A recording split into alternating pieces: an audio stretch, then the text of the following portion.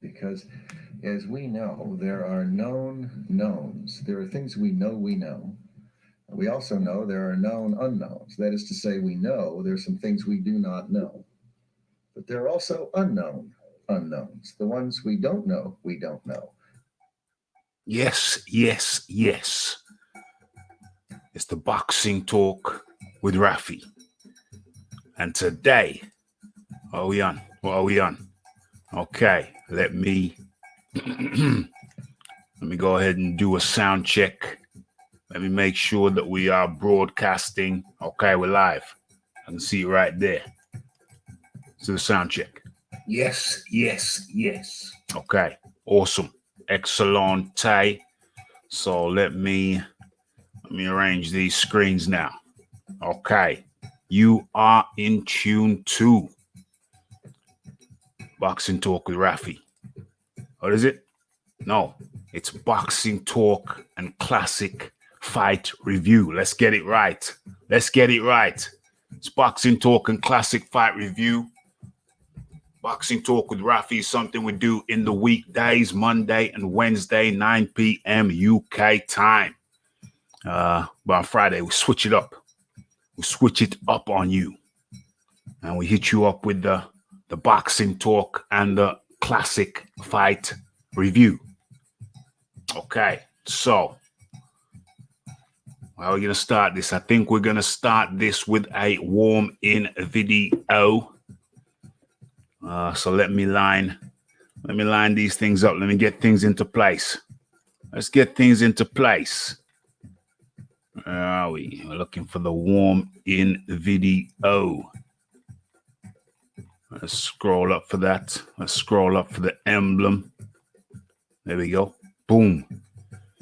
And now, as you know, I like to do this. I like to do these warm-in videos on the fly. I like to do them on the fly. What's that one there? Okay. So let's try and pick out the warm-in video of choice.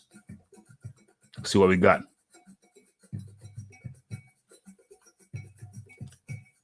Let's see what we got. Let's see what we're working with.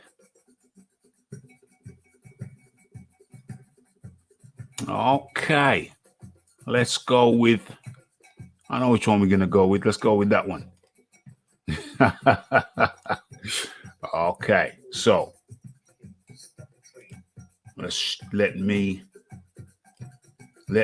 share my screen with you.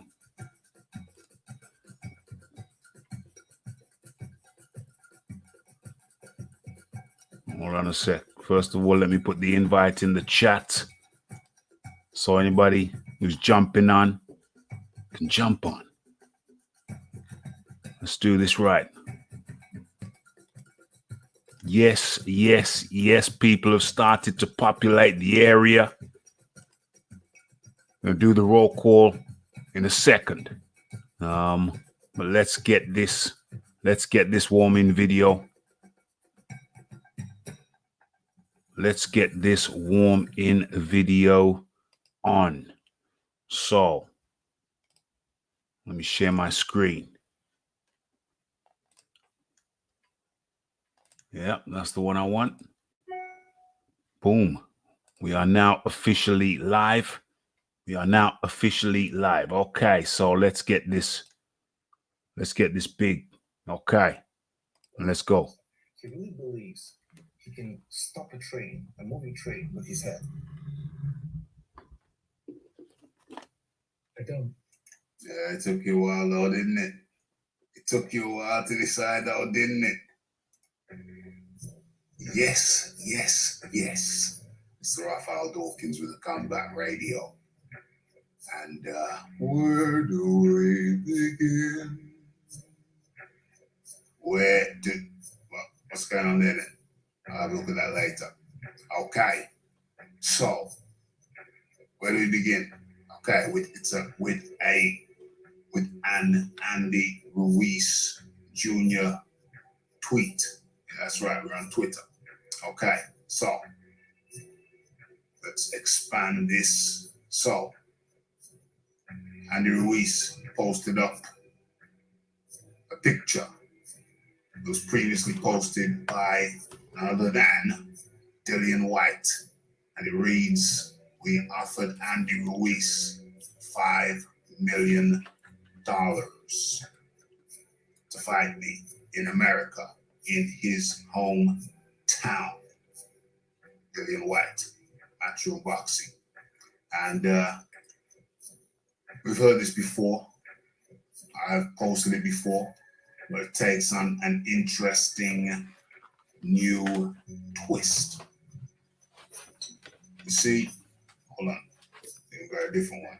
Okay, let's go to Andy Ruiz himself. No, or maybe not. Okay, you see, Andy Ruiz went on to post an interesting thing. Or was it Dillian White? Yeah. So Andy Ruiz, Dillian White posted up this tweet. Should have gone into Dillian White's thing. Maybe I will in a second. And it reads, well, Andy Ruiz sides read, "Yo, Dillian White, stop cloud chasing. You never offered $5 million. Lies." Okay. And on the Dillian White side, Dillian White tweeted, "Hey, fat boy, stop talking ish. Facts are facts. Stop. Come on. Stop. Come on." Mixed signals. Okay. So Dillian White posted these messages that he had received, or this message that he had received, and Eddie Hearn, he included what Eddie Hearn had said to him. So these are, as I understand it, messages in Dillian White's inbox, which he reposted. Okay, and it reads, "So further to our recent emails, we would like to make a new offer of $4 million for Andy Ruiz to fight Dillian White in June in the US of A. Look forward to hearing from you, Eddie." Okay, so I guess Tom must work for the Ruiz side. So this was from Matchroom's Eddie Hearn to Andy Ruiz. And he goes on to say, "We offered Ruiz $4 million. $4 million. And seems this is from Eddie to Dillian. And it reads, "You should go back and say, sorry, I checked with Eddie. We offered you $4 million. Do we have a deal at $5 million? And I will get it done." So apparently the offer that Dillian White has been saying was for $5 million was in fact for $4 million. So what's that? 20%? So $5 million is 20% more than $4 million. Okay. So the question is, why add 20%? What's that all about? What's the logic? What's the rationale? Do you feel that $5 million is more of a round figure than $4 million? Or was there some type of misunderstanding? Either way, to me, I think the key and pertinent point here, moreover than the 20% discrepancy, is the fact that there is now $5 million on the table for Andrew Ruiz's signature. He can come in as fat as he wants to come in. No weight limits. You can eat as many tacos, Doritos, whatever, pizzas, whatever it is that you fancy. But there is a $5 million offer on the table to Andreas the Ponce Ruiz. No weight limit. No weight limit whatsoever. So I don't know. I mean, I think the question is, what's the salient, most and most pertinent point here? Is it the 20% discrepancy, 4 million to 5 million? There was really 4 million on the table. Or is it the fact that there is now the 5 million on the table that Dillian White said was on the table before? Is it the case that Dillian White knew that they could go up to 5 million? What's the dealio? What is the dealio? 4 million, 5 million, 4 million's turned into 5 million. Did Dillian White know that the 4 million could turn into 5 million? Is that what the 5 million figure represented to him? Was that the real figure that he was talking about? Either way, I can't really say that I'm too concerned with the 20% discrepancy when there is now 5 million on the table. Yes, 20% discrepancy has to be addressed. We can do that. That's good. That's fine. We like accuracy around here. Or is the salient point that there is now 5 million on the table to get the deal done? I don't know. You tell me. Mr. Raphael Dawkins, it's the Combat Radio. I just got stuck on my words. It's the like, it's the subscribe, it's the comments, it's the shares. And it is the hitting that bell icon to stay updated with news and notifications. Have your say. Don't forget about the live show. Monday, Wednesday, Fridays. It's the Boxing Talk with Rafi. And don't forget, on the Wednesday, we got a special guest, Rick Laser, coming in for the third time. It's going to be a pleasure to host him. Always good value. That's Wednesday. What's the date? The 29th. Wednesday, the 29th of April. Boxing Talk with Rafi, with Rick Blazer. And then on Friday, do another Boxing Talk with Rafi. And all being well, we'll do a little fight review. We've got to look into that. Make sure there are no issues, no infringements. So have your say. It's the Raphael Dawkins, the Combat Radio.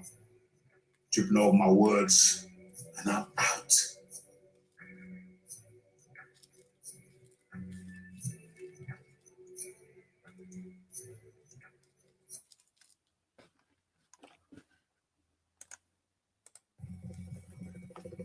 Okay.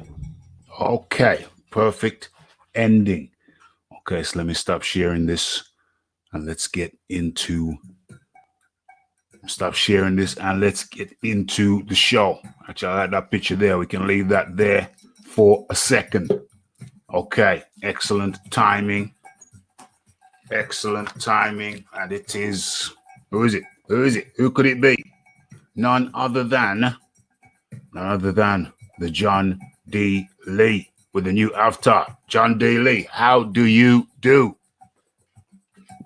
Good, thanks, Raph. How are you? I'm very well. I can't really complain. Cannot complain. I'm doing a little special. This is a little bit of a special thing right now. We're doing. I'm broadcasting in more than one place for the first time. It's another first for Raphael Dawkins Combat Radio, simultaneously broadcasting in more than one destination.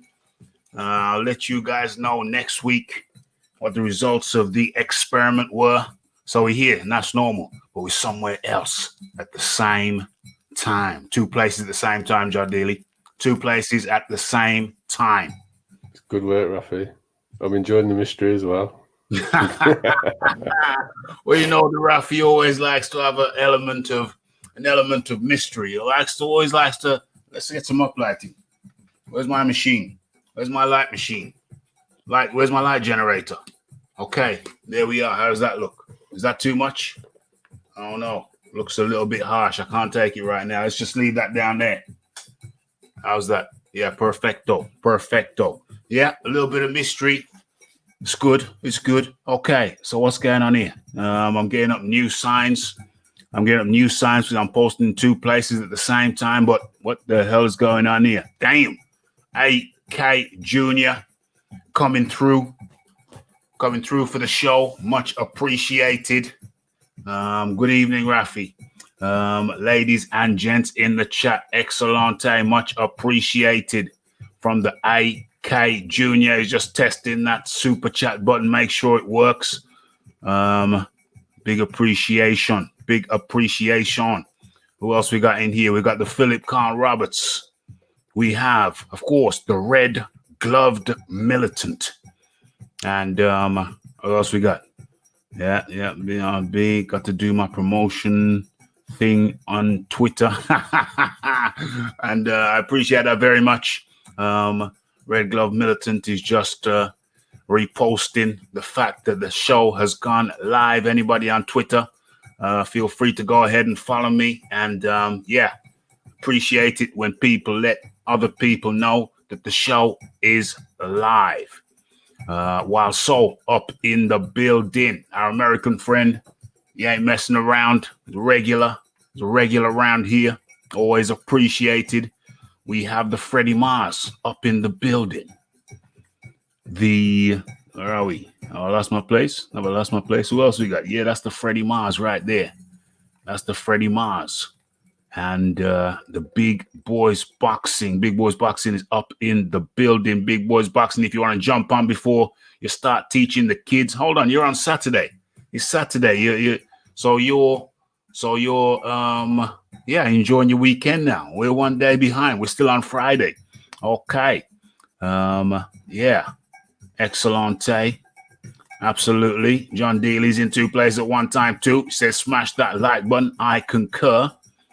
What does Big Boys Boxing say here? I'm a bit baffled as to why Dillian White wants to fight Ruiz in his current condition. I would have thought fighting Ruiz after a comeback and in condition would be more creditable. That's a good question. Personally, I think they both fought at the same time. They both fought last on December the 7th in the Rio, unless I'm mistaken. I don't think I am. So they're fighting at the same time after their last fight. So I guess they would be in the same condition. Am I wrong? Has Dillian White had a fight in between since December the 7th and now? I don't think so. No. He was scheduled to fight Povetkin already, but they pushed it back. They pushed it back, yeah. So they both last fought on December the 7th. Is that correct? Yeah, they're on the same card. They're on the same card. And they were both out of shape by about the same amount. Yeah. If anything, Dillian might have been a little bit further from his normal fighting weight. I'd like to see Dillian in the 230s, really. Better with a little light. Absolutely. Around the 2. What did you say? 230s? Did you say? Yeah, like 235 to 238. Like, he's not the biggest, is he? No. If you're 6'4", it's what he's billed as.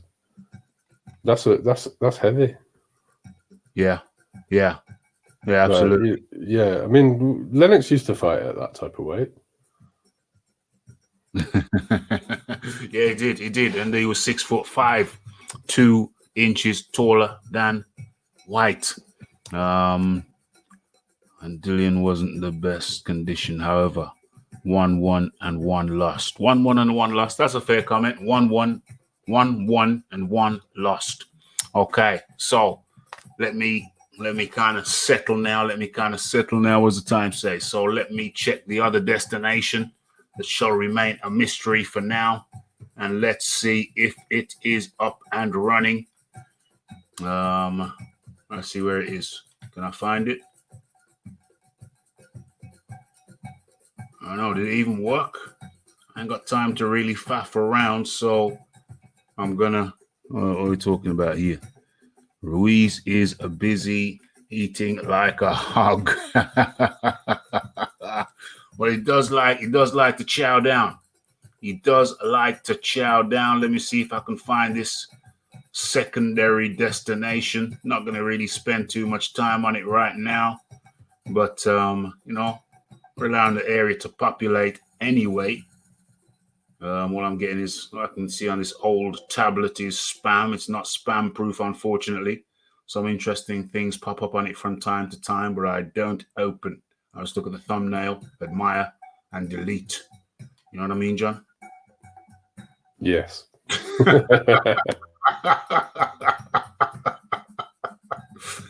Okay, the thumbnails are very interesting. I'll have to do this stuff later.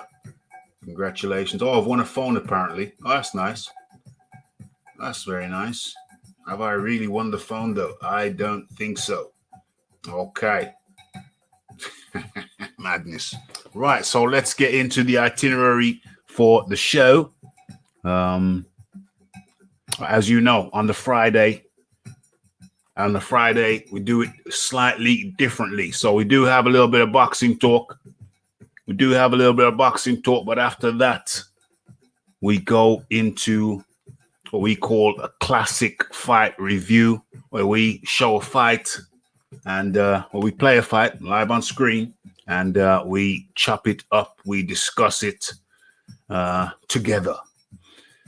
Okay, so I think we're looking at the first topic now. We're looking at topics. We're looking at discussion topics. So let's get into this. Where are we? That's funny. Paulie Malignaggi always up to something. All right, let me try and see which is the hot topic we're going with first. Oh, I like this one. Okay, so matter of fact, close that down. Okay, let's share this on the screen. It's a good one. I like it. Okay, I'm kind of aware that I'm broadcasting to a separate destination. Kind of very aware of that, but that's cool. That is cool. So let's get rid of that. Let's create another one, and it is in. Boom, boom, boom. Okay, is that up on the screen? No. Let's sort this one out. And that's not what we're looking for. That's better. Okay, so we've talking about the Reynoso. Talking about the Reynoso. I've heard a pop, so I know somebody's joined me. I'm in a different window, so I will join you in a second. Uno momento. OMG. My friend, I can see you. But you get me into a lot of trouble, my friend. So you know what? You get me into a lot of trouble, my friend. People get upset. Okay.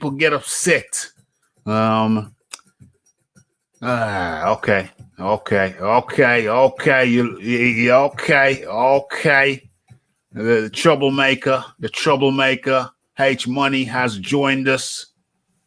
Talk up, H Money. I know you normally have a lot to say, my friend. Yes, sir, man. It's just an honor to be a part of the panel. The last time we did a live stream together, it was really good. I enjoyed it. We talked about boxing, and that's what I'm here to do. And I just want to give a quick shout out to Raphael Dawkins. Make sure you guys hit the like button, subscribe to the channel, and it's H Money, Mr. The Zone, representing that mighty LDBC, baby. Let's go. Okay, so H Money has switched allegiance. He's now representing, Mr. Zone is representing the LDBC. Do you want to tell us a little bit about why the change, H Money? Well, why the change?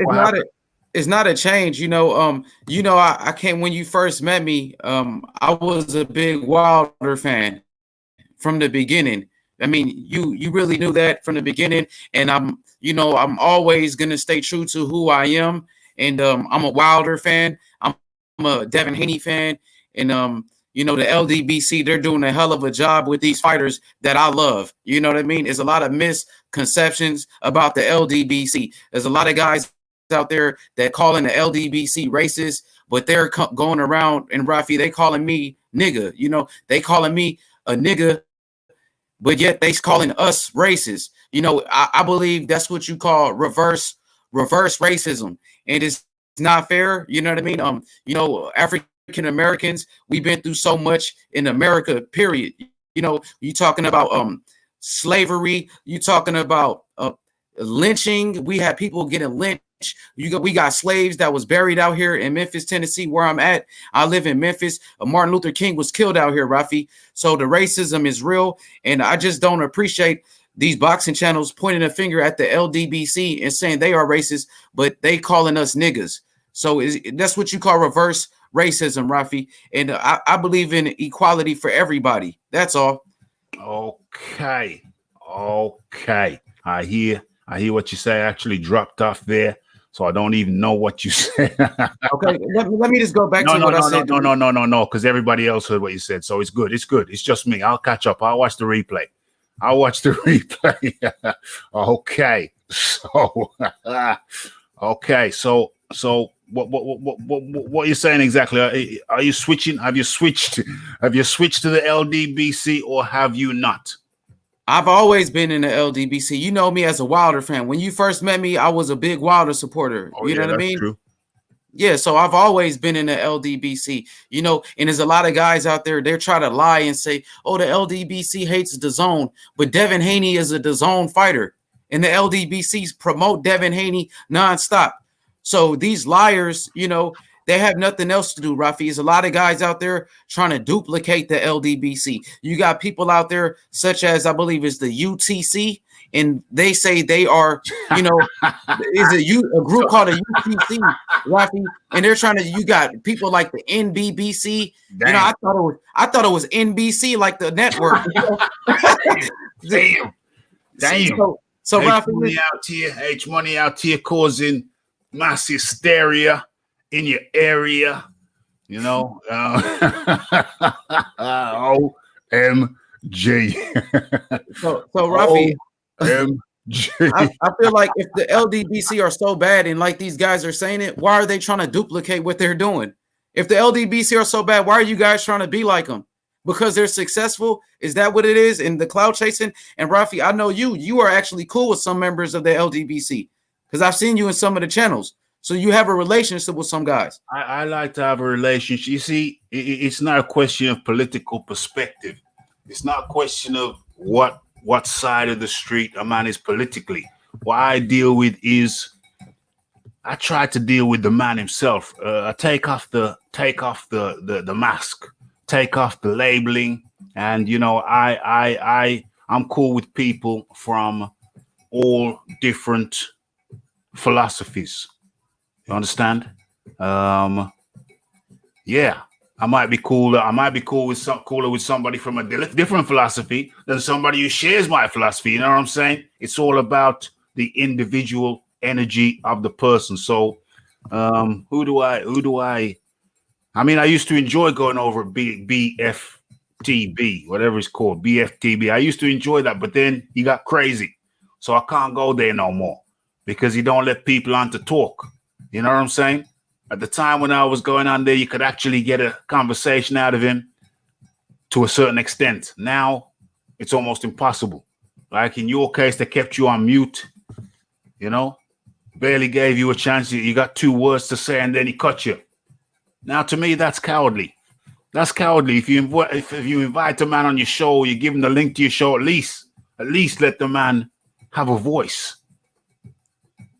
H Money is lost in the chat. Don't worry about the chat, H Money. Don't worry about the chat. No, I'm not worried. I'm never worried about the chat, Rafi. You know, I'm the type of guy, man. I just love the sport of boxing. If somebody's gonna say something about me, man, feel free. You know, you want to make videos about me, go ahead. I love it. Keep making videos about me. It's obvious that I'm doing something right. I'm something to talk about. You know what I mean? So, you know, and you know, shout outs to you, Rafi, for giving me an opportunity. And you know, I feel like the LDBC, they are the most successful boxing channels on YouTube. So that's why you got these guys like the UTC. There's a guy named I believe Black Horseman. This guy was trying to be a member of the he tried to be a member of the LDBC. He got rejected, and next thing you know, he formed his own group, is trying to be just like them. And then you got a guy named DT3. He does the same thing. He went around trying to join the LDBC. They didn't want him in there, so now he's going against them. It's like these guys are two-faced, you know.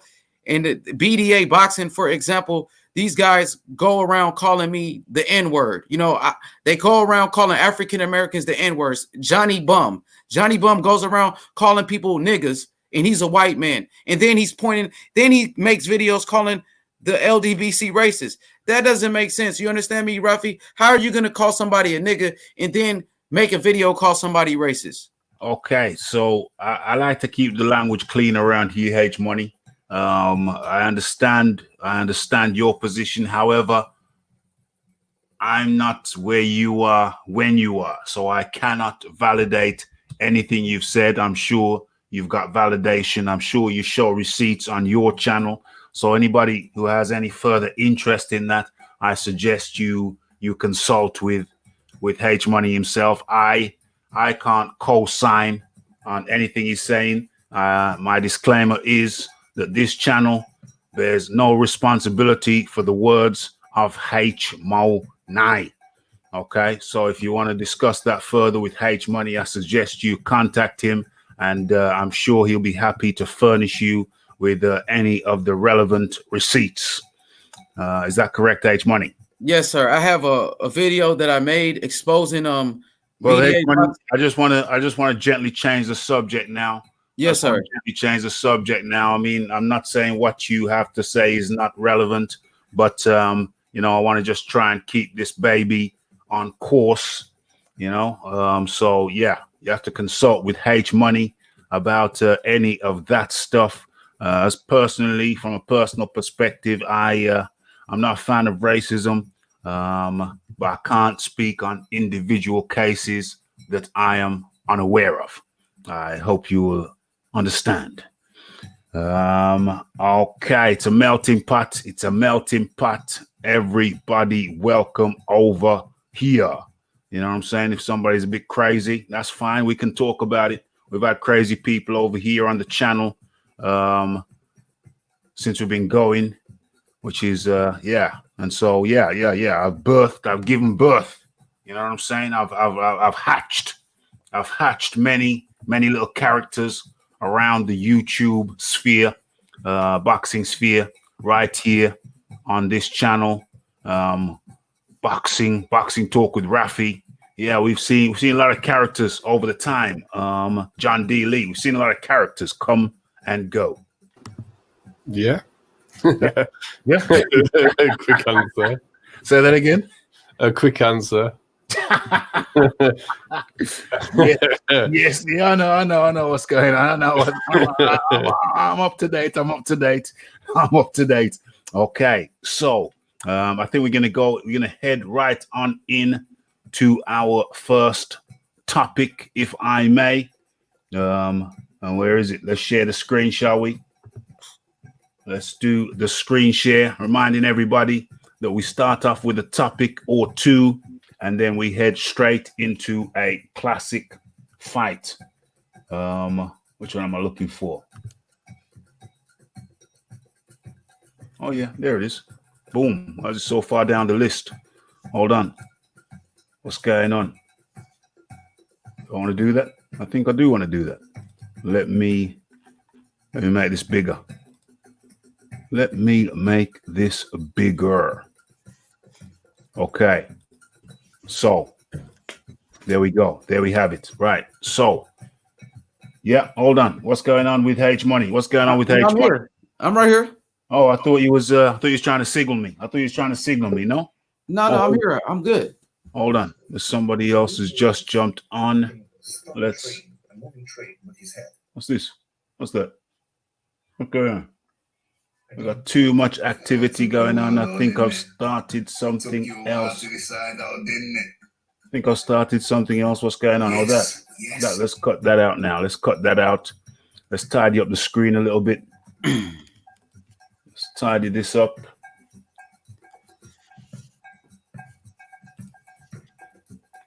Okay, does that look presentable? Okay, I think that, hold on, somebody there. Damn. Okay, we got the Fight Doctor joining us. Fight Doctor, how are you today? I'm doing well, sir. How are you doing? I'm doing very well indeed. We got to get through this show. We got quite a few things to cram into this one. So welcome. So okay, let's get straight into the first article that we're looking at today, and we're going to chop it up in a moment. Okay, so Reynoso, that's that's what's his first name?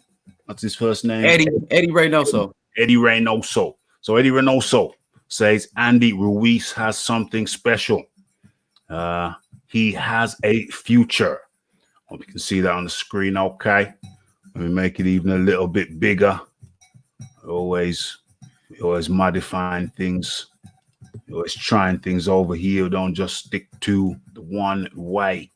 Okay, that looks good. So, okay, despite criticism for his lack of discipline, if Mexican heavyweight Andy Ruiz was capable of becoming a world champion, it's because he has something special, according to top trainer Eddie Reynoso. Okay, so Reynoso hopes the situation with the COVID-19 pandemic will come to an end so he can begin his work with Ruiz. Okay, so Andy showed that he is at those levels. They say he's undisciplined, but I think that if someone was a world champion, he should have some discipline. Not everyone is equally hardworking or disciplined. But in the end, if someone reaches the level of a champion, then he has something special, said Reynoso. Okay, and there we see Andy Ruiz after Andy Joshua let him hold the belts. Very strange move on the part of Joshua. I'm sure you'll agree. Okay, so in June 2019, Ruiz shot. Yeah, we all know about that. But in the December rematch, Ruiz entered the ring in poor shape and was easily outboxed over 12 rounds. Afterwards, Ruiz admitted that he partied for 2 months straight and started the training camp too late. Earlier this year, he parted ways with trainer Manny Rubles, and now he has reached an agreement to train with Reynoso. Okay, so it seems like this is official. This is official word. It's now official. Andy Ruiz is training with Eddie Reynoso. Okay.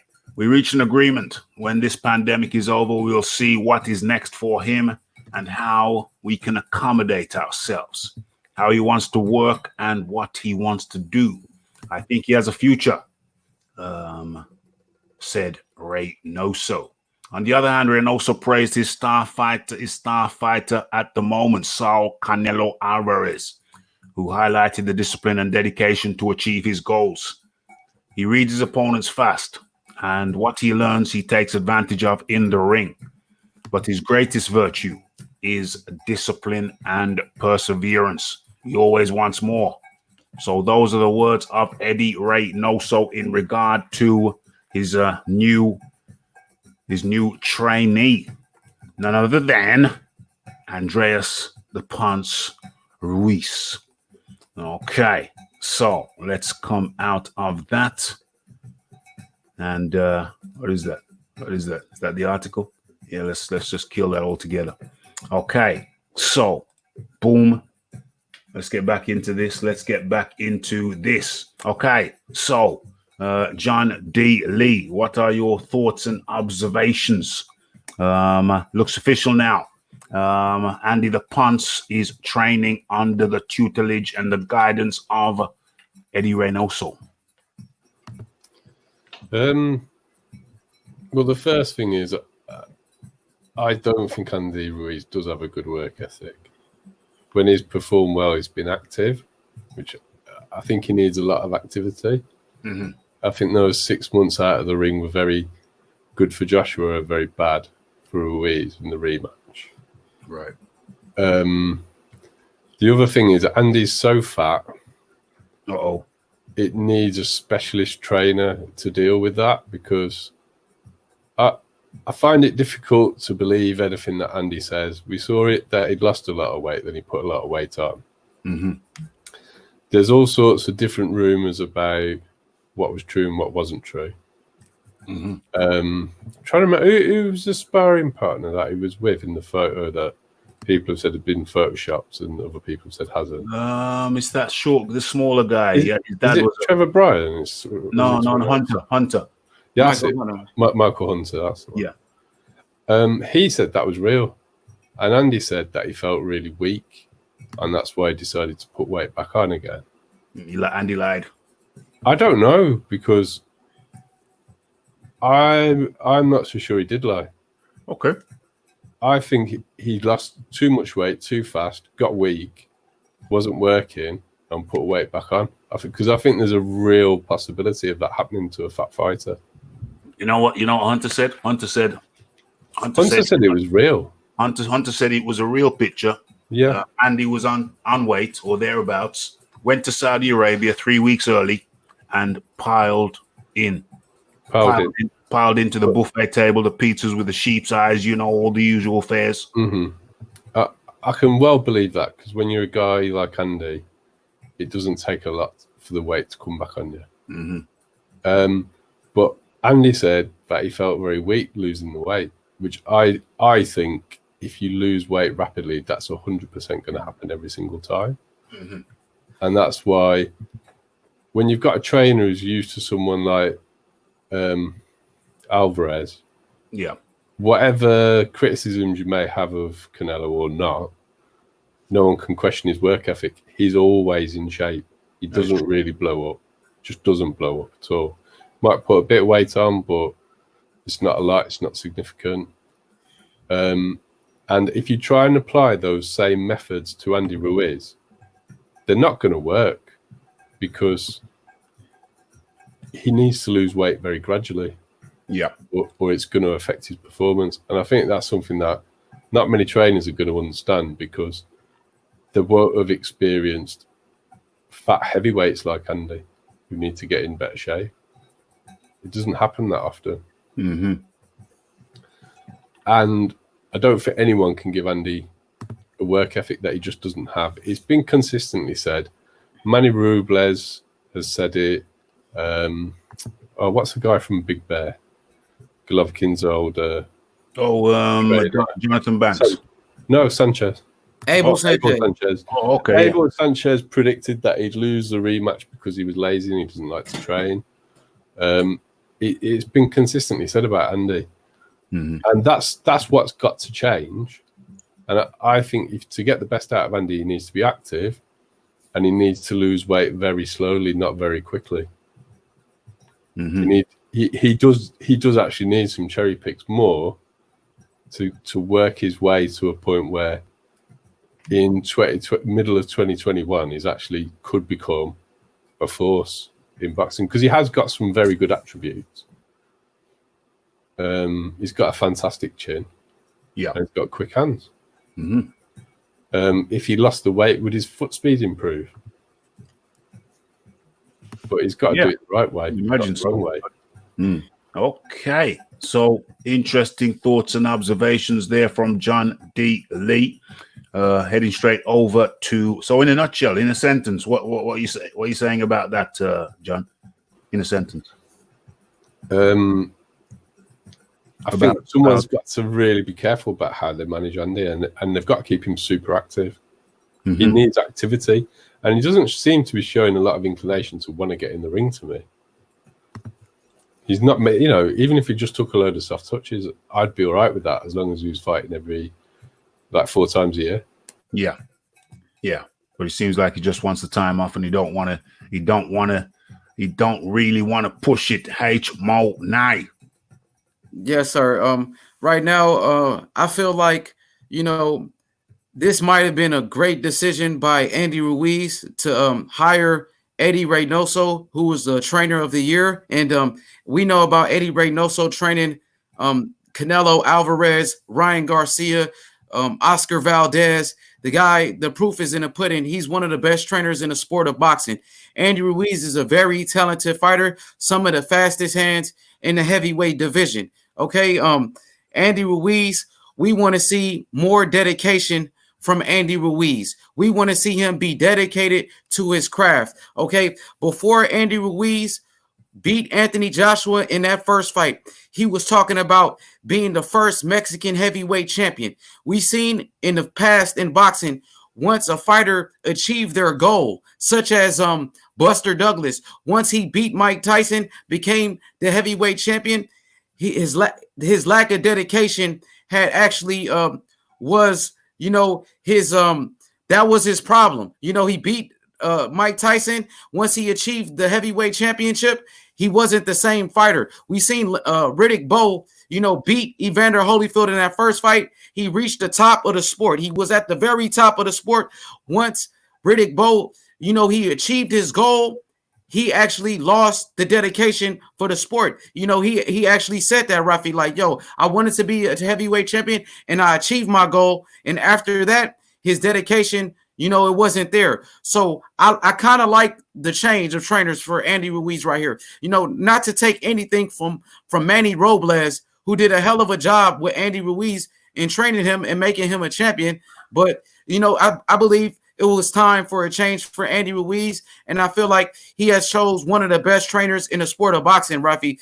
You know, we see the skills that Canelo Alvarez possesses. We see the great footwork that Canelo has. So I want to see Andy Ruiz, you know, I want to see Andy Ruiz learn from Eddie Reynoso, especially the head movement. You know, some of that head movement that Canelo brings to the table. He's so slick in that ring. Andy Ruiz, he has a lot of skills. He has a great amateur background. You know, he has plenty of skills. And, you know, just the dedication. Carry on. The dedication has to be there, Rafi. He has to be dedicated. He has to change the way he eats. He has to change his eating habits. Once he does that, I think Andy Ruiz, he can definitely become one of the best heavyweights in the sport. You know, he's never been knocked out. You know, he has a great chin. He's never been knocked out. And another thing with Andy Ruiz, you know, the fighter that he reminds me of most, Rafi, has to be David Tua. I know you remember David Tua. You know, who fought Lennox Lewis. He was a great fighter with great power. Him and Andy Ruiz are the same height. They're both 5'11". Both got tremendous hand speed. But, you know, the both of them, you know, was out of shape. You know, when David Tua fought Lennox Lewis, he came in tremendously over shape. So I just want to see Andy Ruiz learn from his mistakes, learn from the mistakes of David Tua. You have to be dedicated. You have to eat healthy. You have to live as a fighter. He even said it in that second Anthony Joshua fight. He even said, yo, I was eating everything. You know, I was eating everything. So this is not the way a fighter should be. If he's dedicated, if he got the right team around him, I think he can come back to the sport and he can possibly become a champion again. I'm not going to ride off Andy Ruiz after only 2 losses and he's never been knocked out. You know what I mean? He's a great fighter. He's still one of the, I believe, one of the top 5 heavyweights in the world.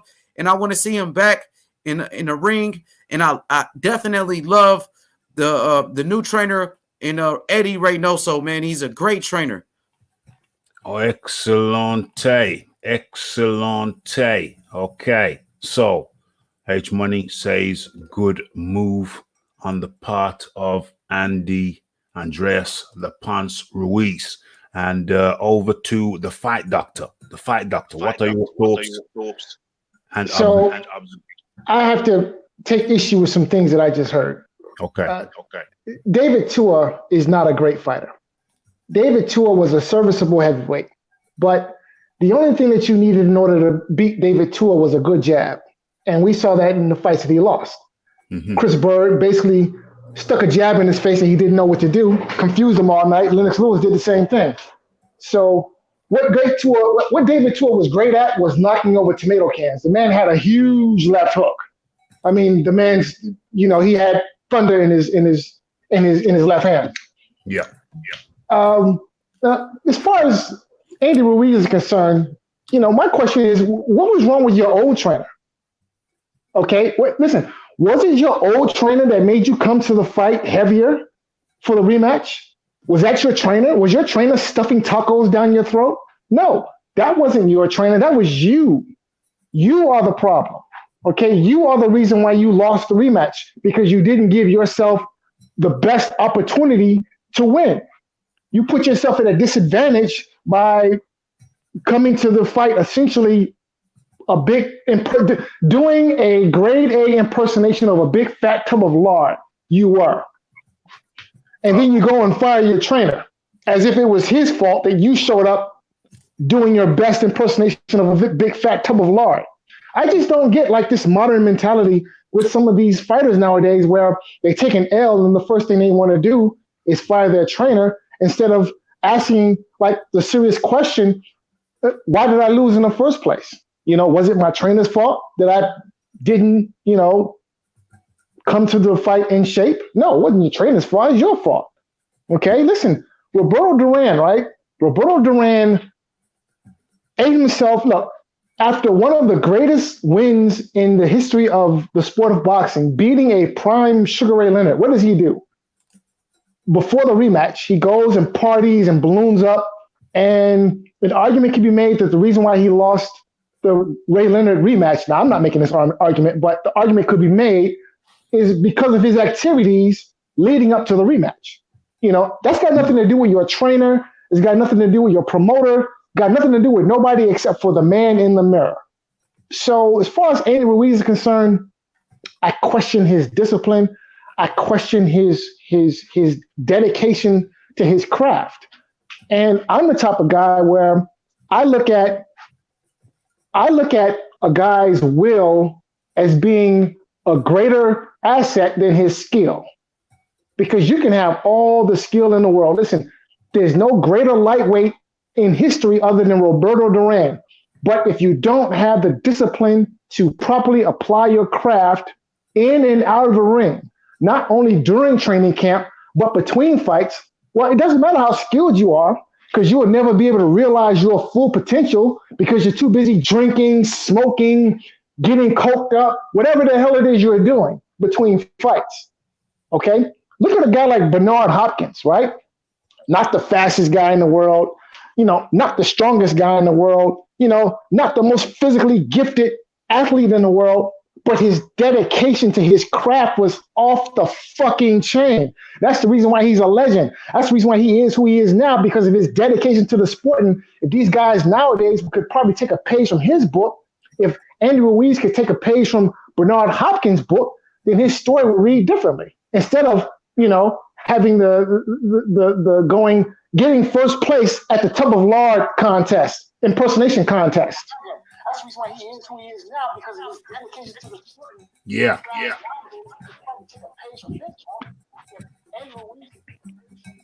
That's mine. That's mine. Okay, we're good. Operating multiple devices. Okay, so the area is populating. We're welcoming in battle rifles. H Money, go ahead. I just want to say one thing about Fight Doctor, his comments about David Tua. David Tua was a great fighter. He knocked out John Ruiz, former heavyweight champion, in the first round with a wicked left hook. He beat Hasim Rahman, who knocked out Lennox Lewis.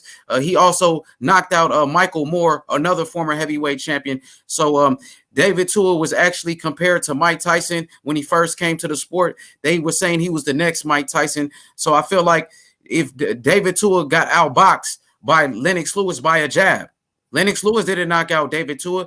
He used the jab to beat him. Just the same way Anthony Joshua in his rematch beat Andy Ruiz with his jab and great boxing ability. The same way Joseph Parker outboxed Andy Ruiz in their first fight.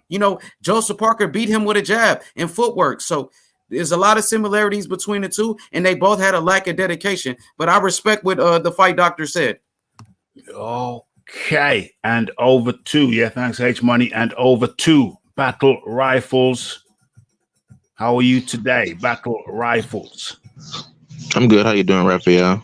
Yeah, man, I'm good, We're just cooking this product up for the people, making sure it's nice and fresh And yeah, fresh to the homes. Okay, battle rifle. So do you know the question, or do you want me to recouch the question? Can you recount it? Yeah, sure. So we just heard, it's confirmed now that Andy Ruiz Jr. Where's the picture? Didn't I get a picture up? Andy Ruiz Jr. is now officially, yeah, there it is now officially working with Eddie Reynoso, more famously known for working with Saul Canelo Alvarez. And Reynoso said that, yeah, Andy Ruiz is special. You don't get to be a world champion without being special. So there's something special about him. He's got special ability, special skills, and he's hoping to be able to tap into that and exploit that when they work together as soon as this COVID era is over. So what are your hopes and dreams for Andreas the Punch Ruiz, or should I say expectations of Andreas the Punch Ruiz working under the coach of Canelo Alvarez, Eddie Reynoso? Isn't this his second time changing trainers? Yeah, he changed trainers. He's changed trainers before. I can't remember who was his trainer before Manny Rubles, but yeah, he's changed trainers before. I actually think it's more than 2 times. He's been with Sanchez, he's been with Rubles, and I'm sure there was a different manager in between, trainer in between as well. I can imagine. So with 4 in total, it's going to be 4. I think so. Yeah. That's insane, man. That's not looking good for Andy Ruiz. If anything, it's looking like he's just one of those fighters that really can't make up his mind. Don't get me wrong, a trainer can really help you, but you really need to like have a good relationship with your trainers, because I mean, good trainers are like a dime a dozen today, but at the same time, I'll use an example like Timothy Bradley and Diaz. He's a good trainer. He's probably a lot more talented than when I used to rag on him back in the day. But they had a good relationship, and then eventually they split because they wouldn't reveal why. They kept it respectful, but they split. But they had a good relationship at one point. But maybe something was different behind closed doors. So don't get me wrong. I think he can learn something, but I'm really of the older dodge. You can't teach old dogs new tricks. Dang. And I think a lot of these boxers just aren't willing to change up the most of their craft. Like he's moving to a guy who's going to be busy with Canelo and also Ryan Garcia. So as far as like their trainer relationship goes, I think what he needed to do was just stay with one trainer. Like, of course, if the trainer was just horrible, he, of course, move. But if the trainer was fine, then build a relationship and then find out what works between you guys to get better as a boxer. If you're like splitting from each and every trainer, it doesn't seem well to me. It seems like a bad sign. Seems like a bad sign. H Money, I think. Did you want to say something? Yes, definitely. I just want to respond to Battle Rifle's comments about Andy Ruiz switching trainers. Rafi, we've seen in the history of boxing, I know Battle Rifle just started watching boxing in 2010, and Oscar De La Hoya started off with Robert Alcazar. Oscar De La Hoya moved on to Emmanuel Stewart. Then he hired Floyd Mayweather Sr. Then he hired Freddie Roach. And Oscar De La Hoya is one of the greatest fighters in the history of boxing, an 11-time world champion. His resume speaks for itself. He fought everybody. So there's nothing wrong with switching trainers. It's obvious. And Manny Robles was not motivating his fighter. You know what I mean? You need to be able to motivate your fighter. It was time for a change. And I like the fact that he hired one of the best trainers in the world, the reigning trainer of the year in 2019, Eddie Reynoso. So that's a good move for him. And De La Hoya did it, and he was successful. Andy Ruiz can do the same thing. Okay. Yeah. Okay, so you think I don't know? You think I don't know about the Oscar De La Hoya situation? All right. So first of all, he split with Floyd Mayweather Sr. because he was fighting his son, right?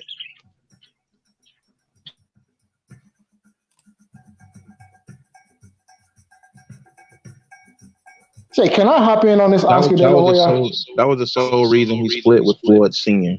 So yeah, well, of course. Fighting after that. First of all, was that a question towards me? I just want to know about it. That you was asking me a question. Yeah. Okay, well, let me answer your question. You said the reason why is because the fight with Floyd Mayweather. Actually, De La Hoya still had more fights after that. He kept fighting, and he kept Freddie Roach. He could have went back and hired Floyd Mayweather. Instead, he stayed with his trainer, Freddie Roach. So that's not valid. Why would he do that knowing that he's going to fight his son? It's probably not going to be the same environment after he just split coach. Why would you split coach and then go right back? That just seems kind of weird. He stayed with Freddie Roach because he trained with Floyd Mayweather and he was fighting his son. It wasn't going to be the same environment. Why would his father train another fighter to beat his own son? That just doesn't work out. That was one fight. That he only fought Floyd Mayweather one time. After that fight, De La Hoya continued to fight. Why he didn't go back to Floyd Mayweather Sr.? That's what I'm asking you. Answer that question. So I can answer that question. So the plan, you don't have to help him, bro. This is between me and Battle Rifle, bro. Answer the question. There's no tag teaming going on. This is a question for Battle Rifle. This is him. He said because he fought his son, that's why he didn't go back. What you mean, bro? That was one fight. He fought him. He could have went back easily. Instead, he stayed with Freddie Roach. He didn't go back because he just got with a new trainer. It would just be too much and too like as far as schedule wise and what he was doing as far as getting his repetitions in order. Why would he go back to the same trainer? It just wouldn't work out too well because he was still fighting within a sense with different trainers and they train different things. It just wasn't going to be the same if he trained with Floyd Mayweather. It wasn't going to be the same according to who? According to you? According to me, if I were to guess, I don't know Oscar De La Hoya personally, but De La Hoya came back. De La Hoya came back and fought Stevie Forbes. He kept his trainer, Freddie Roach. He came back, fought Manny Pacquiao. His trainer was Freddie Roach. He could have easily went back to Floyd Mayweather Sr. So here's the reason why De La Hoya didn't go back to Mayweather Sr. Because the plan was for there to be a rematch with Floyd Jr. And the Stevie Johnston fight, or whoever he fought, that fight was at a catch weight somewhere between 154 and 147 because the plan was for the rematch to be at welterweight. So De La Hoya was working his way back down to welterweight to challenge Floyd at 147 pounds. That's the reason why he stayed with Freddie Roach. And this whole question about Oscar De La Hoya being one of the greatest fighters of all time, who invented that storyline? Because that is blatantly false. I mean, who did he ever beat? I mean, the man's best man. He beat Pernell Whitaker. He beat Fernando Vargas. Julio Cesar Chavez Sr. He beat Obakar. Obakar. He beat a lot of guys, man. So let's dissect those wins, okay? Now, the Whitaker win and the Chavez win, they were both basically on their way out the door, okay? It wasn't because Pernell Whitaker was still pound for pound the best fighter in the world. He was a champion. He was a WWE champion. That's not true. Fight doctor, I think you need to turn down the thing because it's feedback. Yeah, you got some background noise, Fight Doctor. So I think you need to kill that and just have listen to this. That's not true. Oscar De La Hoya was an Olympic gold medalist. He fought everybody. He beat Ike Cortez, the first man to beat Ike Cortez. You got that echo still going. Okay. Yeah, okay. That's right, Doctor. Well, I was saying De La Hoya beat everybody. Julio Cesar Chavez, Pernell Whitaker. You beat Fernando Vargas, Ricardo Mayorga. He been in the ring with them all. He beat Obakar. Fights with Felix Trinidad. The guy fought Bernard Hopkins, moved all the way up to 160, beat Felix Sturm. The man is one of the greatest fighters, an 11-time world champion, the Golden Boy. You know what I mean?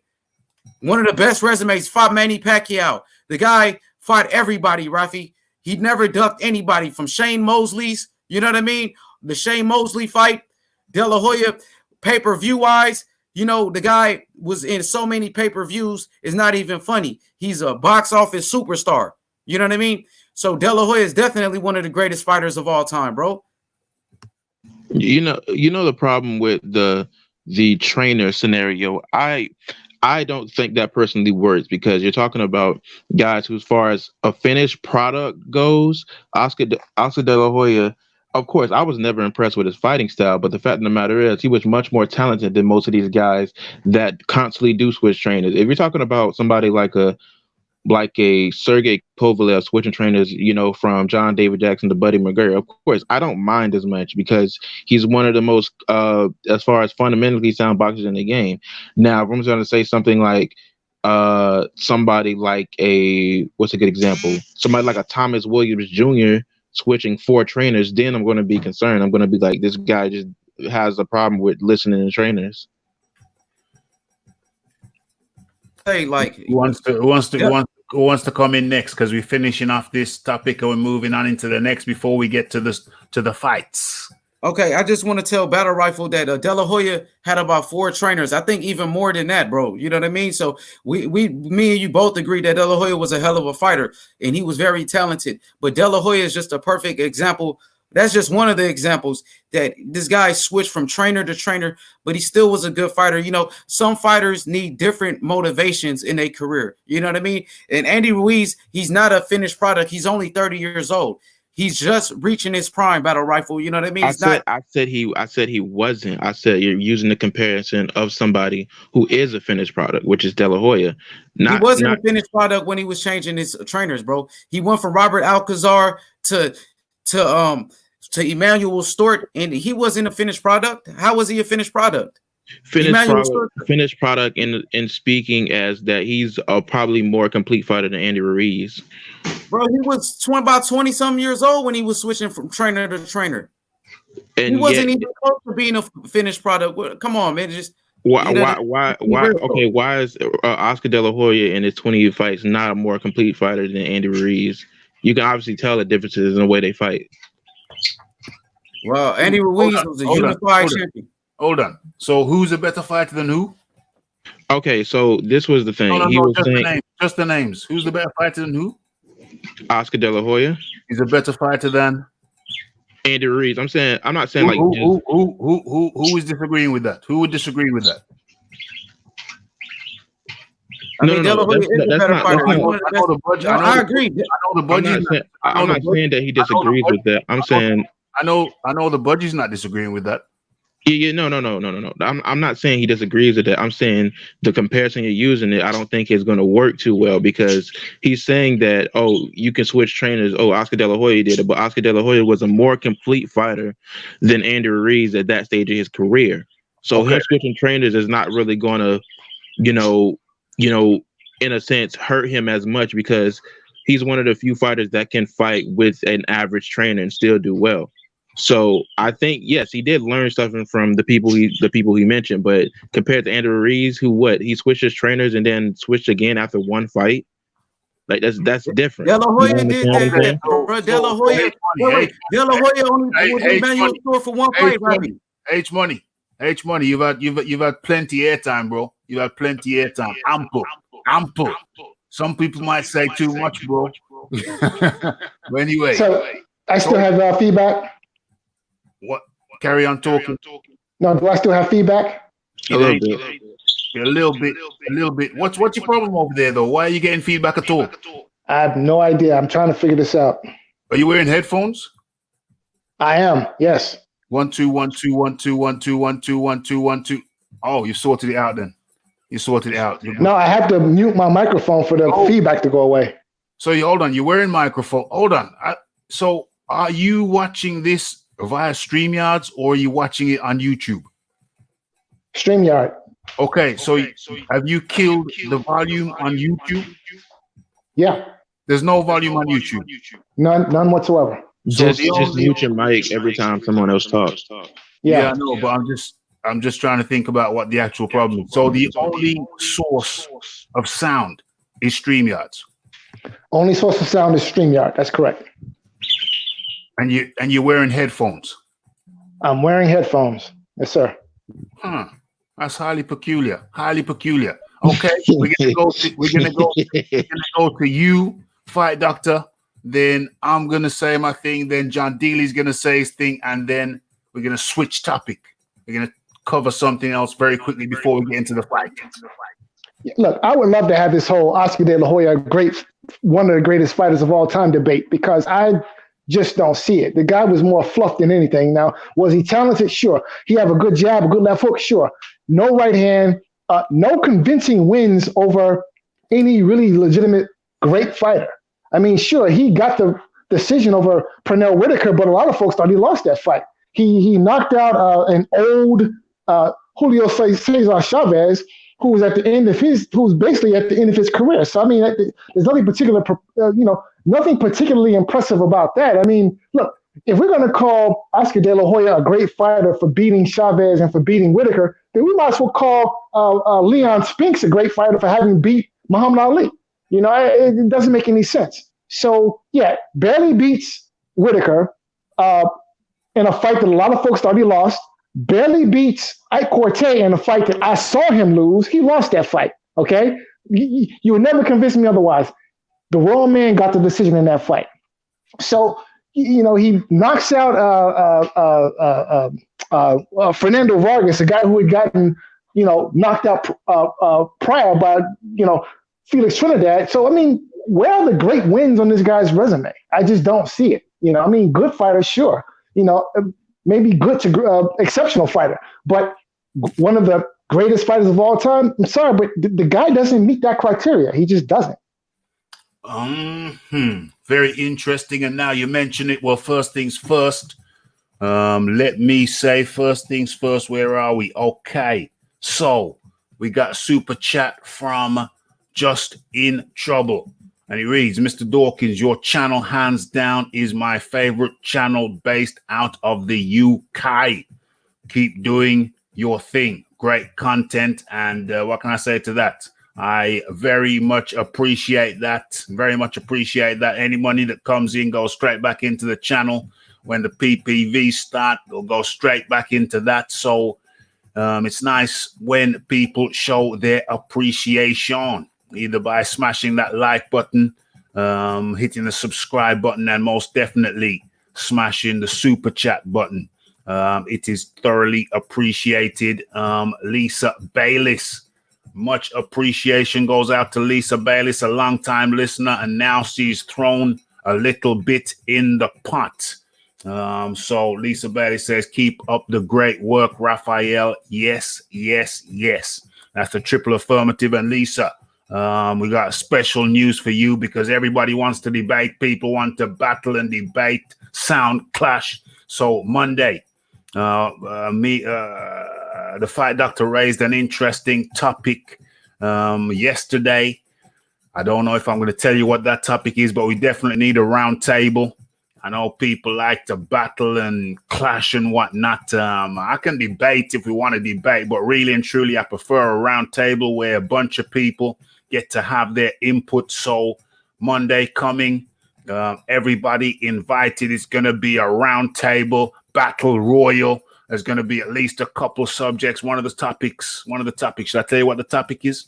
Or is somebody going to bite that before I do it? Yeah, I'm not going to, but you know what the topic is. The topic is, the Fight Doctor. You remember? Yes, indeed, I do.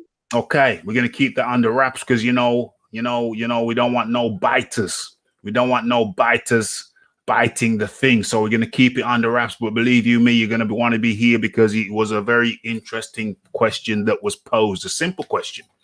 But when you looked into it, it wasn't that simple at all. It's going to take some thought to thrash this thing out. So I recommend you do not miss Monday. Boxing Talk with Rafi. I think I'm going to call that Battle Royal. There's going to be some steel chairs. There's going to be jumping off the top rope, Tyson Fury style. So what do I say about this thing? It's ran longer than I anticipated, but hey, if it's interesting, we let it flow. If it's interesting, we let it flow. For me, also, we're gonna have. There's gonna be at least two topics battle royal on Monday. Gonna be a round table thing, but obviously the Oscar De La Hoya, that cat's out of the bag. We know we're talking about that. Oscar De La Hoya. I hope I don't forget that. I hope I don't forget that.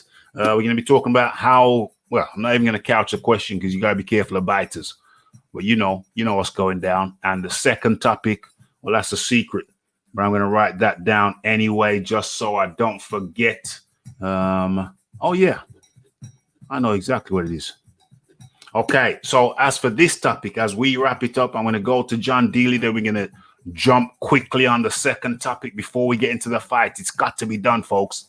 For fighter changing trainers, well, I'm with the Lennox Lewis school of thought, and Lennox Lewis's position, which is the same as mine, is that as you progress through the ranks, I don't think anything's wrong with changing trainers as you progress through the ranks.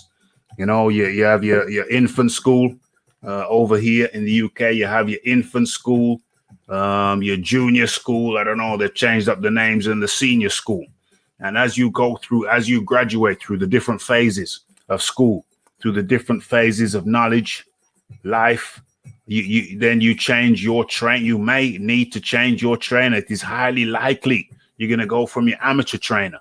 You're going to move on to your first professional trainer. You're almost certainly going to find some deficiencies with that trainer.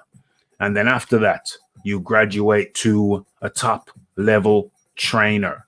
So I don't find, me personally, everybody's got their own school of thought, and that's all cool in the gang. But me personally, I don't have a problem with a person graduating from different stage to stage. The issue here with Andy Ruiz is that he's already, I would imagine this is the last portion of his professional career. And so one would have thought, for a guy fighting for so long as he has, you'd have thought that he'd have found his forever trainer by now. Just like how Lennox Lewis settled with Manny Stewart until he retired. But Andy Ruiz apparently has not. How old is Andy Ruiz? Is he 30? 30 years old. Andy Ruiz is 30 years old. You don't really want to be fighting beyond 38. So I don't know. He's got 8-year stretch ahead of him. That's when Lennox Lewis retired. 38 for a professional. That's pretty decent. Heavyweight professional. That's pretty decent. Don't want to be going beyond 38. Actually, I think it was in Lennox Lewis's 38th year, but I think he was still 37. He hadn't turned 38, something like that. But I think you're right on that, Rafi. Yeah, we went through this before. We went through this before. I think I remember. So it was in his 38th year, but he was still actually 37. So what I'm saying is that Andrew Ruiz has still got 8 years to play with potentially. I don't think he's a guy known for his injuries. So he should have 38. He should have 8 years left in him. Is it particularly detrimental that he's changed trainer again? I wish he wouldn't. But they're looking for something. And maybe. I think we're gonna have to wait and see. Only time will tell if it was a good move or a bad move. I can't see it being a bad move. We're gonna have to wait and see. John D. Lee. The issue I've got with Andy Ruiz is he doesn't seem to be taking ownership of anything. And I think it's going to sound bad, but I'm just going to say it. His obesity is a symptom of his lack of discipline. Uh-oh. And he doesn't seem to understand that it's his responsibility to deal with this issue. He's always looking at, this is pretty much what the fight doctor said, rather than look at what he did wrong and how he could get better, he's playing the blame game. And anyone that does that, whether they change trainers or not, I don't think they can improve. Whatever anyone else thinks about AJ, the way that he handled his loss is probably the best way to do it. He analysed what he did wrong, he went away, and he took the responsibility that it was his own fault. He didn't make any excuses. He did actually make changes to his training camp because he wanted to learn something. Yeah. But he didn't get rid of his entire camp. He just brought people in. That's one way to do it. I mean, what Tyson Fury did, changing trainers, works well. So it's not really a one size fits all. I think what Battle Rifles was saying was quite relevant. It depends on where you are, what skills you've already got, you know, to change trainers. But I think the issue with Andy Ruiz is it's just another excuse that we're hearing from him, rather than taking ownership of his own problems. Taking ownership of his own problems. Yeah, you gotta take ownership. It's first thing. The first thing H Money wants to get back in, even though we're going over to another topic. H Money, you got 15 just to finish the I'm sorry, just to finish the topic, Rafi. We just seen Tyson Fury. He started off with his uncle, you know, John Fury. Then he went to Ben Davidson, and Tyson Fury just hired Sugar Hill from the Crunk Gym. And Tyson Fury's 32 years old, Rafi. So Andy Ruiz is younger. He's only had 3 trainers so far in his career. I don't see anything wrong with it. I think it's a good move. Like you said, you know, he has to learn. He maybe Manny Robles taught him all he can teach him. Now it's for him to graduate, you know what I'm saying, and move to a different level, like you said. So I like the switch in trainer. I love it. I think Fight Doctor wants to say something. I sense it. And you sense correct, my friend. So listen, I want to agree with what my friend Mr. Lee said about Anthony Joshua. That's how you're supposed to deal with a loss. You go back and you reassess, recommit, rededicate, figure out what you did wrong, and then you go and you execute. You come up with a plan, and then you execute. And that's exactly what Anthony Joshua did. And, you know, really, I was impressed because I didn't think he was going to be able to bounce back from that loss in the manner in which he did, which was excellent. You know, he came and basically put on a boxing clinic, you know. And as far as Andrew Ruiz, for the biggest fight of your career, you show up shamelessly out of shape. You know, listen, that is an insult to the sport of boxing. It's an insult to the fans who pay good money. True. All right, it's an insult to the fans who came out and supported you. It's an insult. I mean, was that fight a pay-per-view in the UK or in the UK? Which one? Yeah. The Ruiz Joshua rematch. Both of them were. Yeah. So that's an insult to the. That's a slap in the face to the fans who pay good money to watch you fight on pay-per-view. Yes. You know, it's just blatant disrespect. So, you know, I have no problem with writing the man off, to be completely honest, because again, the biggest fight of your career, people paying good money to watch you fight. They're paying good money to see a contest between athletes at their best, and only one guy had the commitment, the mental fortitude, the dedication, the discipline to show up and give himself the best chance to win the fight. Okay, I hear that. And in comes the ringside reporter himself, man like Beeb. Beeb, how are you today? Returning the compliment, I see. I like it, Beeb. I like it. Yeah, man. I'm doing good. Yeah, that's excellent. So what we're talking about right now is we're talking about Andy Ruiz. It's confirmed that he has switched trainers. He is now officially with eddyreynoso. Well, you know, the problem with Ruiz is consistency. You know, eventually he'll get comfortable with Reynoso. He may do well for 1 fight, 2 fights. But as Bob Arum said, a guy who's promoted him for pretty much most of his career, said that Andrew Ruiz will come in shape of 1, 2, 3 fights tops, but he always goes back to his old ways. So boxing's all about consistency. It's all about consistency. It's discipline. But the most important part of boxing is consistency. Getting up every day, staying on a regiment, making the sacrifices. And when you finally do make some money, you know, you have to stay motivated. Floyd Mayweather is the blueprint for staying motivated, regardless of how much money he made. He never got comfortable. You always got to act like you're the challenger. You know, same thing with Anthony Joshua. Anthony Joshua has made a lot of money. He's gotten famous.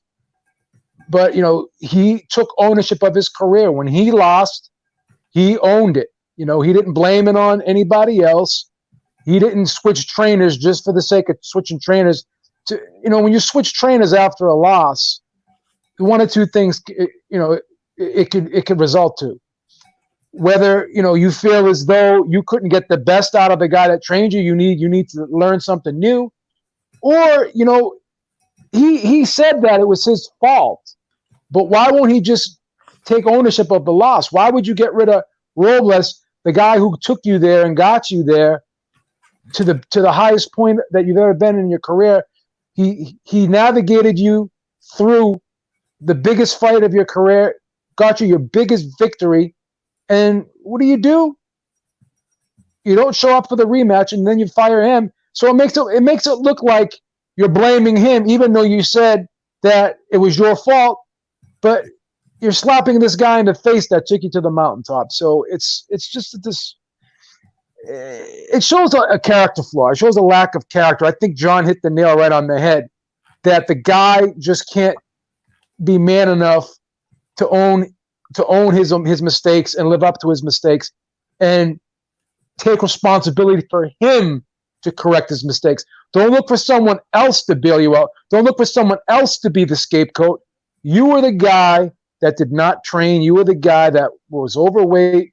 You were the guy that said you didn't take the fight seriously, quote unquote. So I don't know. I'm not very optimistic that Reynoso can do anything for this guy, because it's not about him needing a better trainer. It's about him needing a better work ethic. Yes.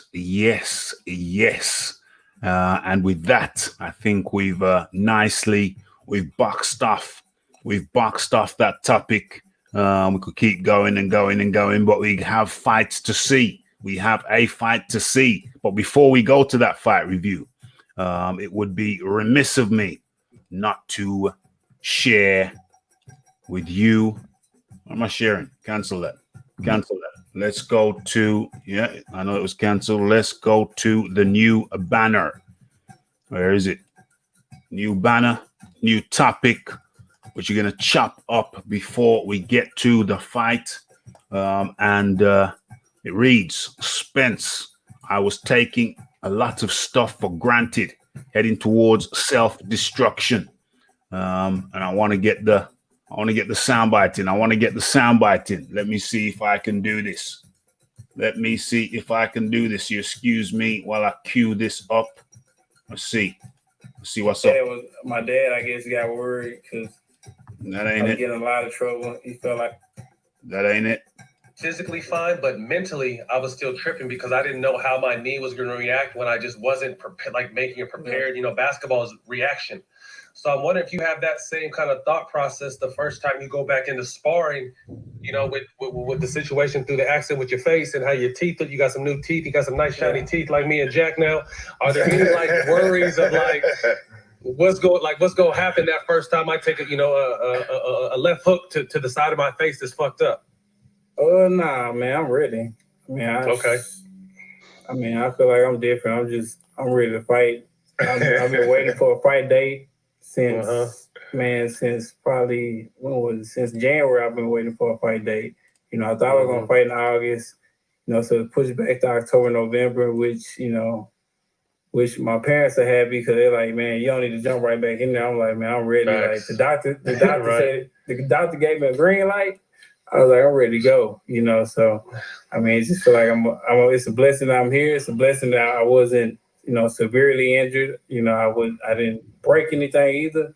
You know, I'm ready to fight. And the doctor couldn't believe it. So the doctor was like, man, I can't believe he didn't break anything. Like, it's a blessing. Like, they didn't know what was going on. For somebody to get ejected from a Ferrari and to land on pure concrete, as the Ferrari was flipping too. So I landed on, and for the Ferrari not to hit me, and then I land on pure concrete and, you know, and break everything in my mouth and, you know, and not, you know, have any facial fractures and all this scarred up. And for me to still be walking, you know, I feel like I'm here for a reason. Boom, boom, boom. He got flipped out to the Ferrari. The Ferrari didn't hit him. And he got all the dental fractures He got the dental fractures, but no broken bones. It's a miracle. He says it's a miracle.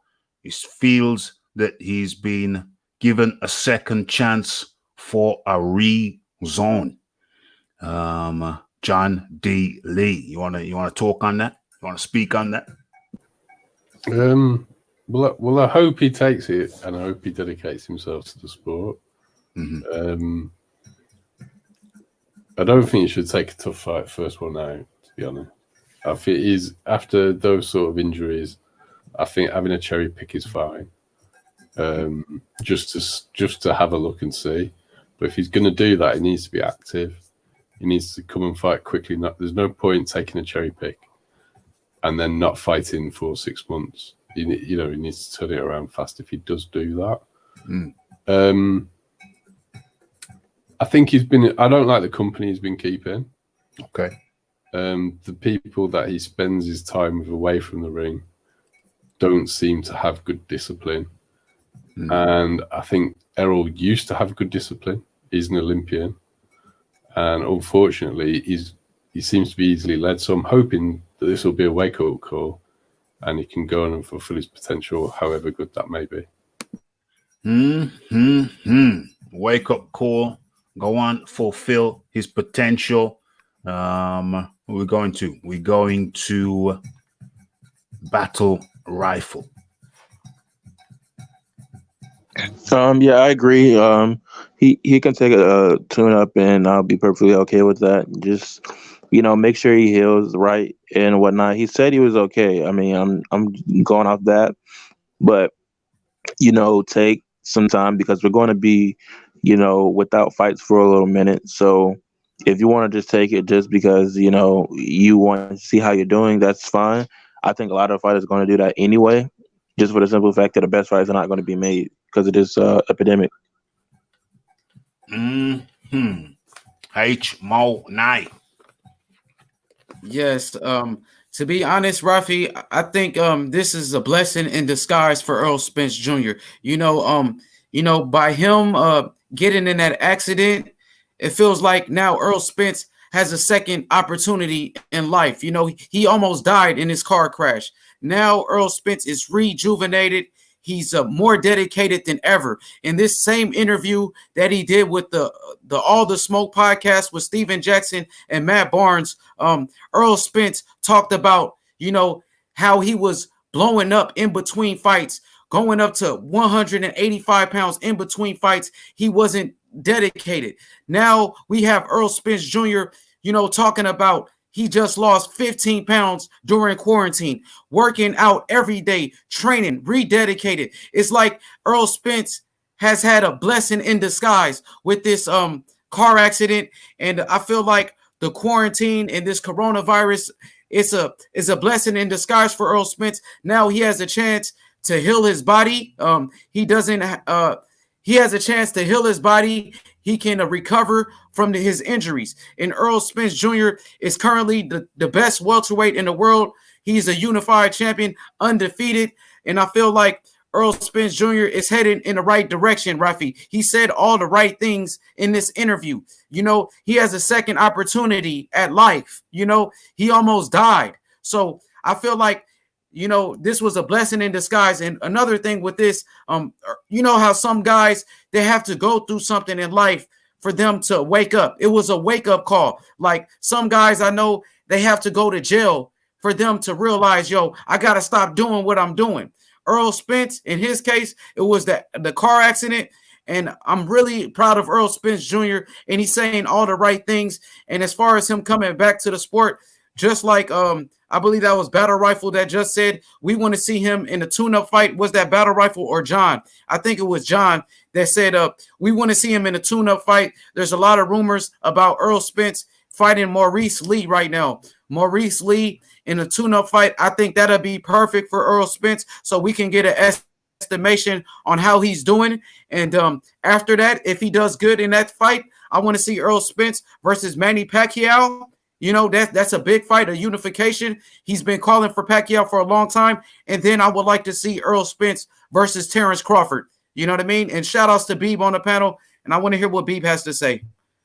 Okay, Beeb is coming up. It's very shortly. Beeb is coming up very shortly. But next we're going out to Battle Rifle.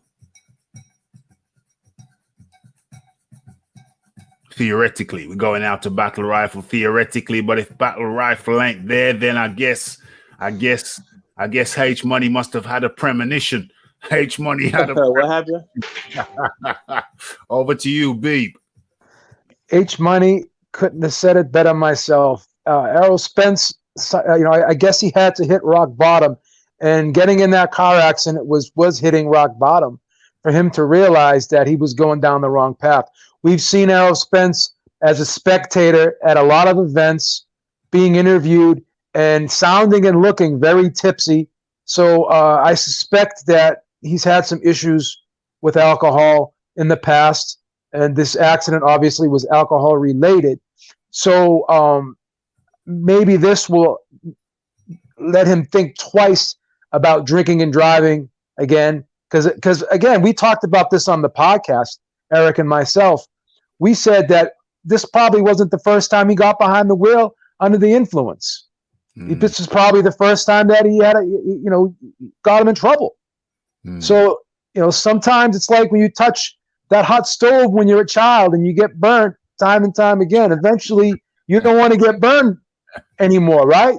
So maybe this was the wake-up call to let him know that, hey, I got to chill out. I got to stop behaving like a fighter, quote unquote, Teddy Atlas, like as he likes to say. I got to stop behaving like a fighter. I got to live the life not only inside the ring and inside the gym, but outside the ring as well. When I'm home, it's my responsibility to keep my weight under control. It's my responsibility to get my rest. It's my responsibility to stay out of trouble. And it's my responsibility to take care of my body, because my body is my tools. It's like a carpenter that goes to work every day. He's got a toolbox. Well, a boxer's tools are his body. Yeah. Right? It's just like being in the military.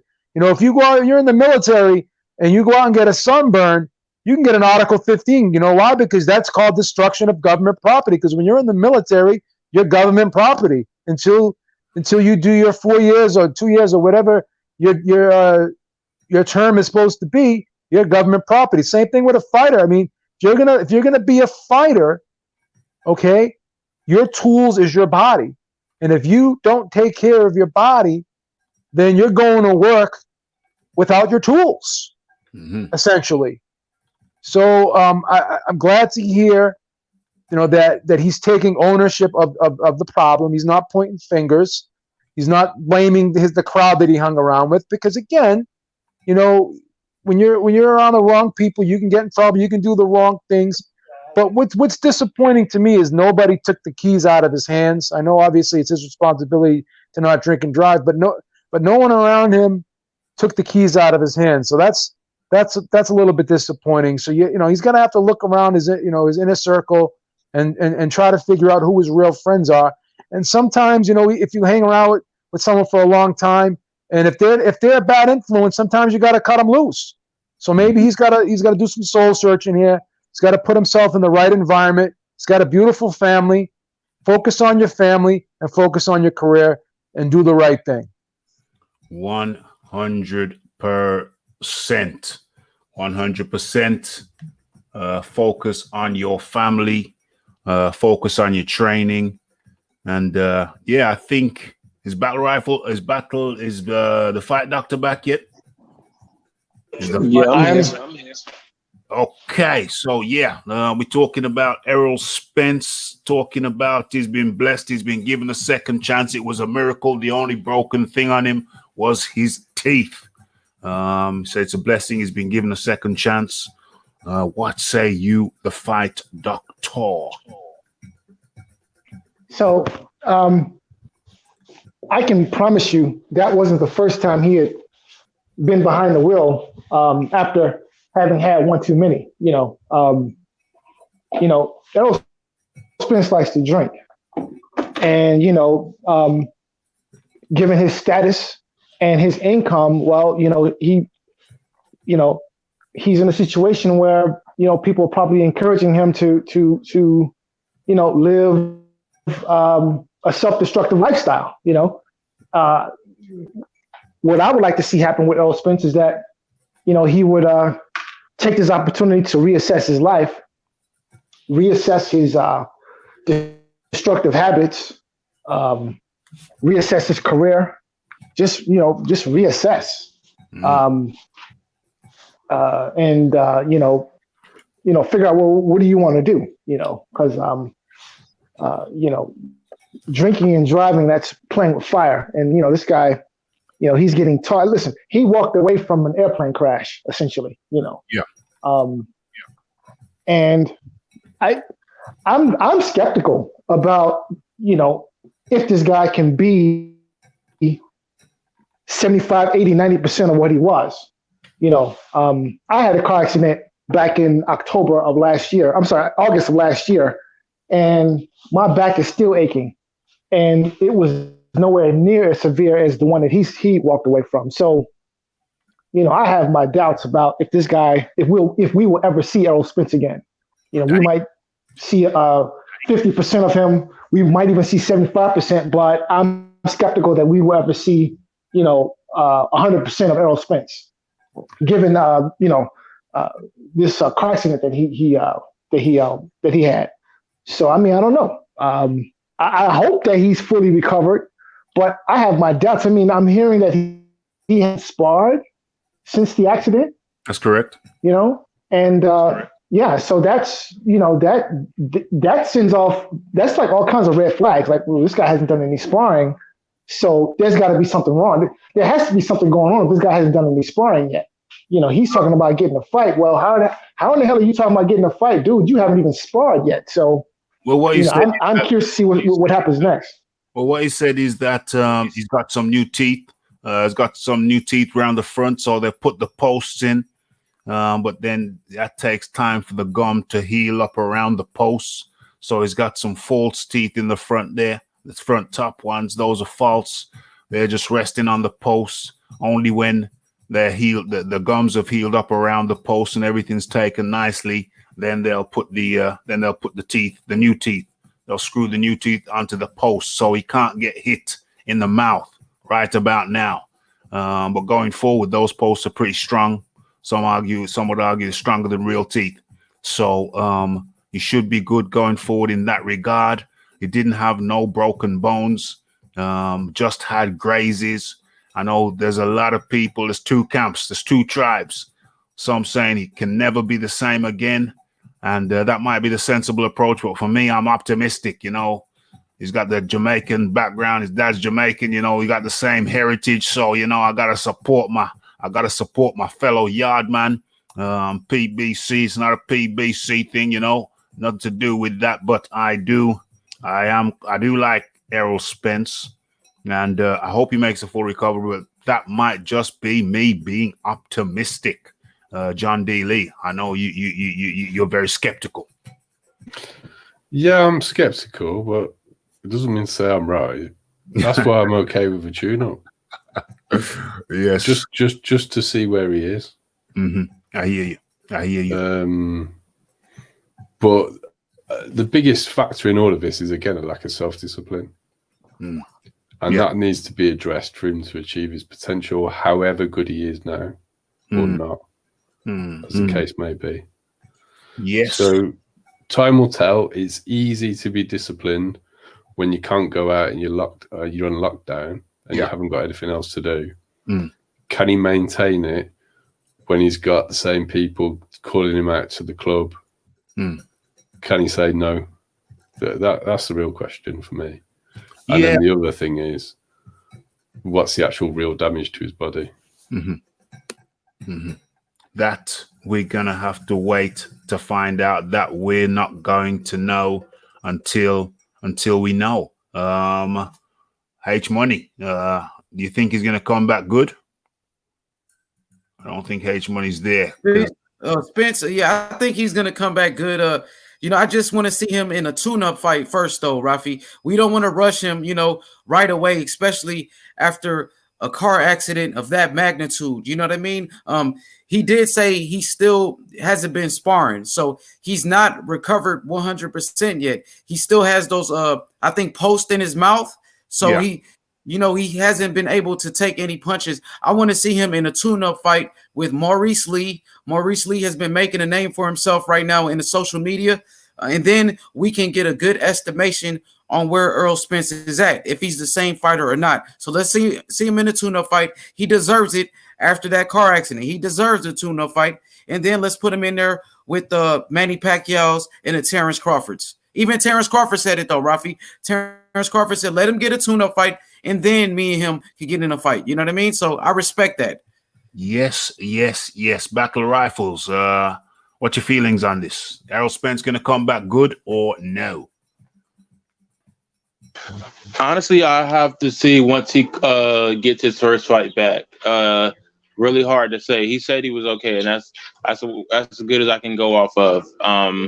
Fighters get hurt is a happens, a part of boxing, but I have to see like how he looked his first fight back. Beeb, is he gonna come back good or no? I'm very skeptical. I'm going to be honest with you, but I'm optimistic. I'm rooting for him hard.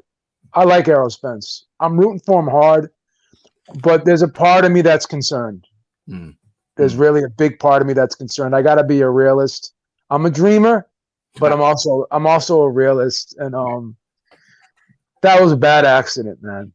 And if he still has posts in his mouth and stuff like that, that means he's still recovering now. Okay, it's been a while. And Fight Doctor made a great point, because I know people that have gotten in car accidents.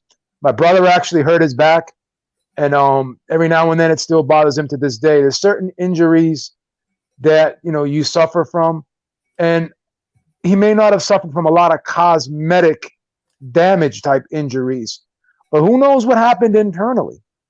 Yeah, it's like boxing. When you get hit in the head time and time again, there's a lot of residual effect from taking those blows, and the residual effect may not show up right away, but years after you retire. You see, like look at Meldrick Taylor right now. The poor guy can't really talk very well, and you never would have thought that would have happened to a guy like him. And may he rest in peace. Pernell Whitaker, same thing. Like there was a lot of residual damage, the way he talked and stuff after, he retired. And Freddie Roach is another prime example. So I don't want to be too negative about this, but you gotta understand the guy got flung from a car that was going well over 100 miles an hour. Okay, so I'm gonna have to see how he looks, and I think it's a great idea that he does take a tune-up. I'm not against that. Obviously, I think that's understandable at this point, but I'm going to be watching very closely to see how he looks in that tune-up, because he doesn't like to take long layoffs anyways. Like even in that Kell Brook fight, when he won the title, he got off to a little bit of a slow start in that fight, and he attributed that to a long layoff prior to the fight. So this is going to be a long layoff for him too, and this isn't really optimum conditions for a guy like him. So we'll see what happens. Like I said, I'll be pulling hard for him. 100%. I'm hopeful. I'm gonna have to be a dreamer on this one. Of course, logic kicks in and you think, damn, that was a high speed incident. Serious stuff. It was a serious rolling incident. He said that if he was wearing his seatbelt, he would have died. So it's just one of those crazy things, having said that, if he'd have done the right thing, he wouldn't have been driving. I mean, surely to goodness, the man can afford a damn Uber. Surely to goodness, the man can afford a damn Uber. You can't tell me he can't. You can't tell me he can't afford an Uber. What's going on here? Peace out, guys. Fine panel and good chat. Laters. Thank you very much for coming in, James Jamieson from Scotland. Scottish lad. Thank you very much. Okay, so I think the time has come for us to move on into the main event of the evening, which is, let me share my screen. Let me share my screen and let me cut the music so I have total concentration. All right, so let me share my screen. First things first, let's do this. Where are we going through? I think we're going through. Are we going through the round window today? I think we're going through the round window. And so when I flick back over to here, what's going on there? Okay, I think I know what's going on. I got the background thing. Oh no, it's there. I was in the wrong window. Okay, it's there. Let's yeah, that looks no. Let's get kind of long screen on this thing. Can we do that? Let's see how it looks now. Yeah, that looks okay, but let's see if we can go one better. Let's get it. Let's fill the screen properly. Yeah, I think that is acceptable. Okay, I'm satisfied with that. Okay, so John D. Lee. Oh, well, actually, yeah, John D. Lee, do you want to introduce this? You want to introduce this fight? You want to set it up for us? So we've got Archie Moore fighting the number one. I think he was the number one contender. He'd had a really good win prior to this, Yvonne Durrell. Yeah. He'd just beaten Chance Hinnett, and that had put him in title contention. Archie Moore is coming up to 42 years of age. Mm-hmm. He's been world light heavyweight champion for 6 years. In that time, he'd had over 40 fights, including 2 fights against reigning world heavyweight champions. Did you think about that? That's better than most careers these days. How old is Archie? How old is Archie? He's coming up to 42. Archie Moore coming up to 42. He'd been they kind of tried to stifle him. They didn't want him to get through. Didn't want him to get title shots. But he's what weight is this? What is he fighting for here? Is he champion yet? Is he champion? He's been champion for 6 years. He's had 40 fights whilst he's been champion from when he won the title. So this is towards the end of his title reign. Okay. He's still fighting. Wow. Was that a head? Was that a headbutt? So you have to. I don't think so. That. I think that's a good punch. If like that was a good puncher, and he'd had some really good, credible wins before this fight. The right hand. That was the right. The big right hand now. That was a big right hand. Sorry. Gonna have to see this again. Replay. Carry on, John. Yeah. Yeah, so Archie's been blocked from being light heavyweight champion. Finally gets his shot at 36. He then has over 40 fights, fighting a wide range of heavyweights as well as light heavyweights prior to this fight. Dang. And he's fighting the number one contender, who I think is only 28. Yes. He was a young guy. Archie was, what, 39, did you say? 36, 39? 41, coming up towards 42. It's before his 42nd birthday. Archie's birthday officially is in December. Jeez, 42 years of age. He's been champion for 6 years, and this is Archie. Obviously, just got dropped by Von Durrell. Ivan. I was trying to make it nice for him. I was trying to Canucqua is a Canucqua, isn't he? He's a French guy. Von Durrell. Archie Moore has just been dropped at the age of 46, 6 years champ. What weight are we talking about here? This is what is this? The light heavy or is this light heavies? Light heavies. Okay, so he's back up to his feet. Archie Moore v. Von Durrell. Still rocky is Archie Moore. Somebody want to jump in with the commentary? Damn, hook. Right, left. Go ahead, guys. They didn't stop fights back then like they do now. You had to get carried on at a stretcher for the ref to jump in. You had to Yeah, get Look at this. this is before the Look free at the- knockdown rule was invented. Look at the beating he's taking there, and then the ref just keeps letting him go. Oi, oi, oi. Damn. Oh my God. Now, Damn. if this was today, this fight would have been stopped. Well, under most rules, it would have been stopped. Like, when did they introduce the free knockdown rule? The IBF was the first sanctioning know. body to do that. They don't. Not all the sanctioning bodies do that now. I thought I the WBC did it now. They still No, don't. the IBF I think was the first to do it actually. And to be honest with you now, John, in America, they use the ABC rules, and they don't even have the 3 knockdown rule anymore. There's no way that this fight will carry on in the UK at this point. The referee would have stopped it quite a while ago. But I mean, we've taken the serious instances of massive injury and death very seriously here. So It's like Pacquiao Marquez won. Remember the 3 knockdowns in the first round? yeah, And then Joe Cortez let it go on. That was a WBC fight. Yeah. But yeah, I know WBC was, if they did introduce the 3 knockdown rule, they were the last one to not do it. Yeah. Whenever everybody else was doing it.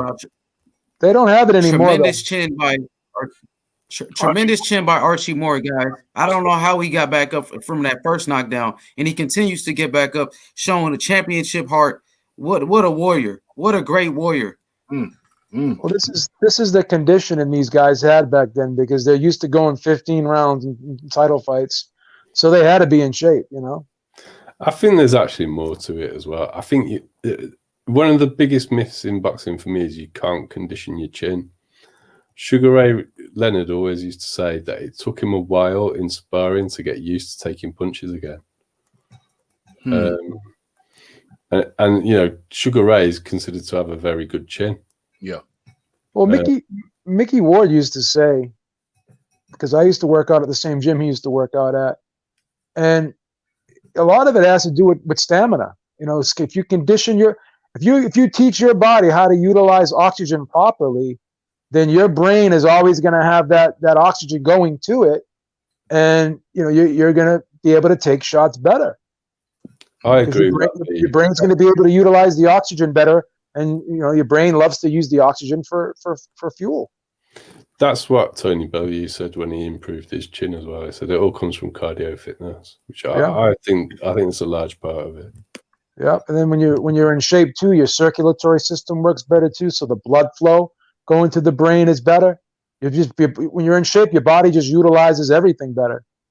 Okay, so Fight Doctor and Battle Rifle, you want to talk us through this second round?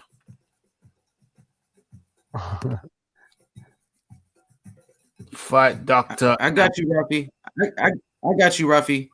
We're in round number 2. Archie Moore versus Yvonne Durrell. The first fight, we got Durrell popping a strong jab. He just won round number 1. He scored 3 knockdowns in round number 1. We got Durrell with a strong jab, lands clean. Archie Moore swings a wild right hand, misses it. Archie Moore in a similar defense as Ken Norton and George Foreman with that cross guard. He's blocking like this. He's uppercut, left uppercut lands for Durrell. Durrell walking him down. Durrell is bringing the pressure. He's walking forward, and he's pushing Archie Moore back. Body shot. Brings a left hook upstairs by Durrell. Durrell measuring with his jab. Archie Moore is trying to counter punch. He's trying to get his foot. He's trying to get his footwork back, bro. He's weak on the legs right now. Archie Moore doubles up with the jab. Nice left hook by Archie Moore. He's got a very nice snapping left hook. Durrell is hard. Carry on. Archie Moore is very crafty, as you can see right now. He's trying to suck Durrell in here. He's setting him up for the counter. And see how he's getting him to fall, you know, take the bait, and he's sucking him in. And now he's starting to unload. Now he's starting to unload. He's starting to get a rhythm. He's starting to get, you know, a feel for Durrell's offensive attack patterns here. And now he's starting to dissect them a little bit right here. This is the precision, cerebral, comprehensive type skills of Archie Moore, you know, just on full display right now. Look at the head movement now. Now he's starting to see everything coming now. starting to get a feel for his opponent, and now he knows where the punches are coming from. He knows that Durrell's likes to lean forward when he throws punches, so he's taking that half step back and just letting them come to him now. Taking that little half step back, all that subtle movement, and you can see now he's just sucking him into the right hand, left hook counters. Sucking him in, but Durrell has got a nice jab. He's got a nice jab. He's still in it, very much in it. And he almost came through with a nice left hook there. Damn, they went into the third round very, very fast. Fight Doctor, are you back? Battle Rifles, are you back? No? Okay. John D. Lee, if you want to jump in on this one. Round 3. Who won round 2, by the way? I think Moore got that round. I think Moore got round. Yeah, I got Archie Moore.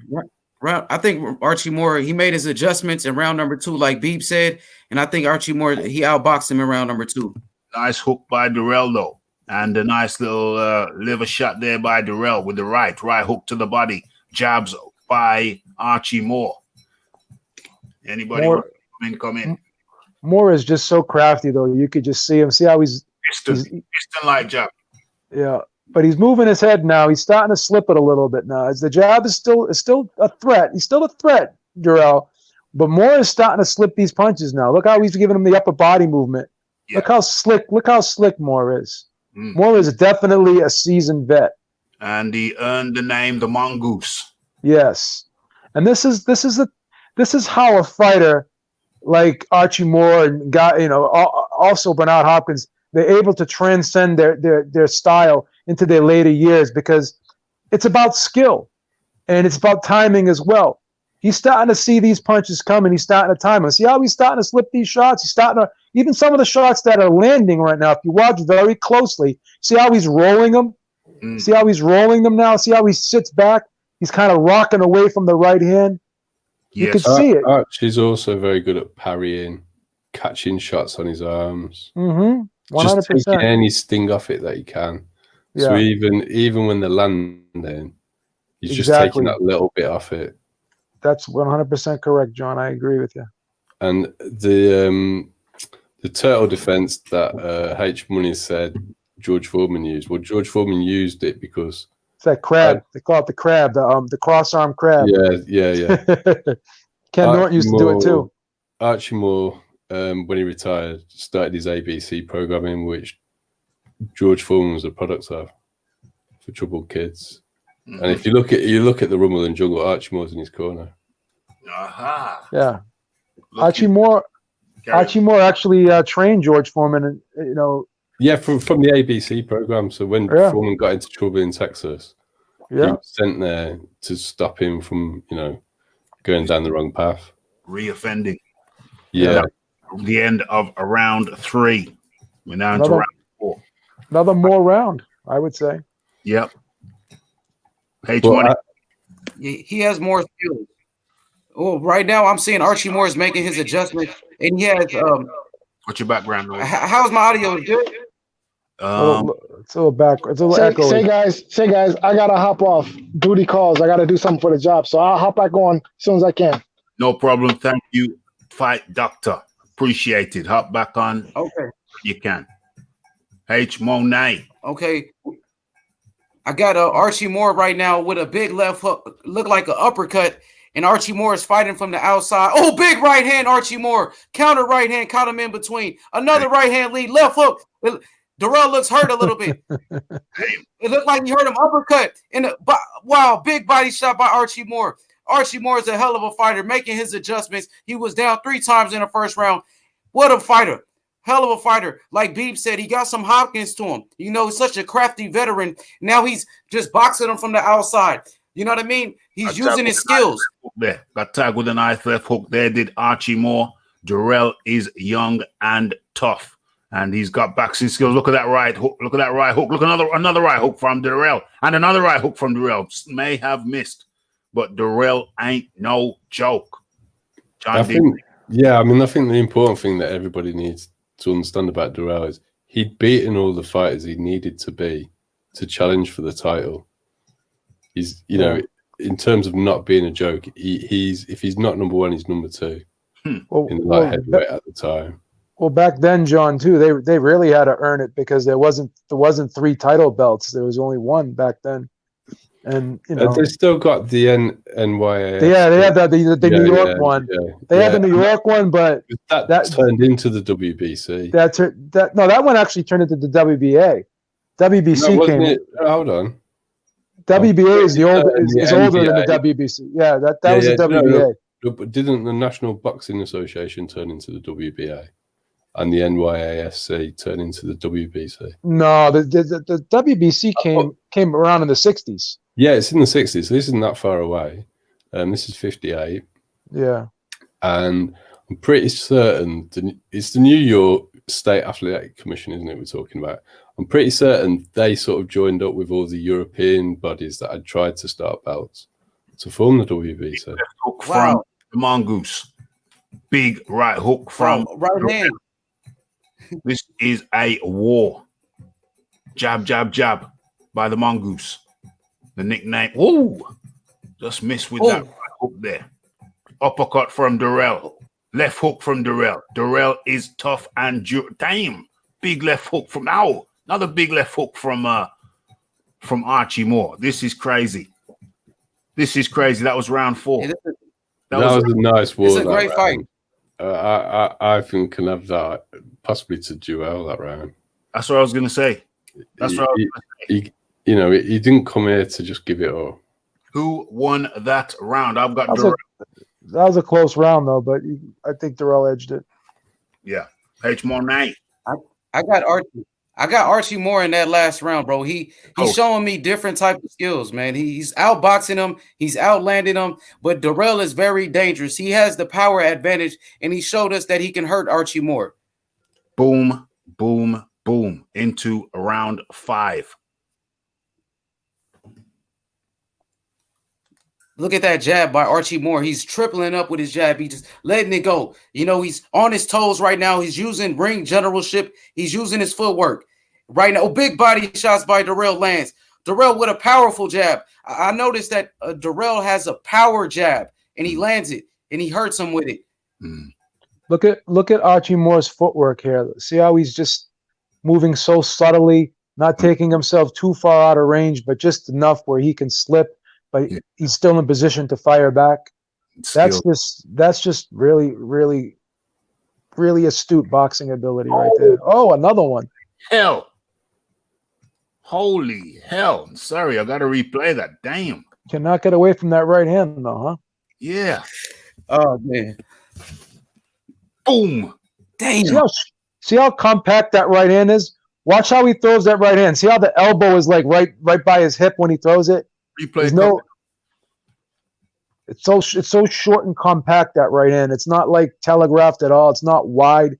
It's like, see how it's like right down the pike. It's like a short chop and punch, man. Watch it real close. It's almost like his body weight into it as well. It's almost like he's camouflaging it. Yeah. And see how he camouflages it when he throws it? Watch. You can't even really see it. Boom. Jeez. Sorry. Not only is it a crafty sort of trickery on it, he really gets his body weight into it. Oh yeah, he leans. Yeah, you could see him. You could see him twist his hip right into it. Jeez. He's got a nice right hand, doesn't he? He's got a nice. This guy Darrell. I'm gonna watch. Darrell's a good fighter. That's what I've been trying to stress. You know, you got a guy who's 42 for all intents purposes. OMG. Who's had probably over 100 fights, well over 100 fights at this point of view. Who did young guns? Did Archie Moore have the most knockouts in boxing history? Doesn't he have the record? Pretty much got the most of everything. He's the longest reigning light heavyweight champion of all time. Oh, I think left hook, right hand. He's going for the kill.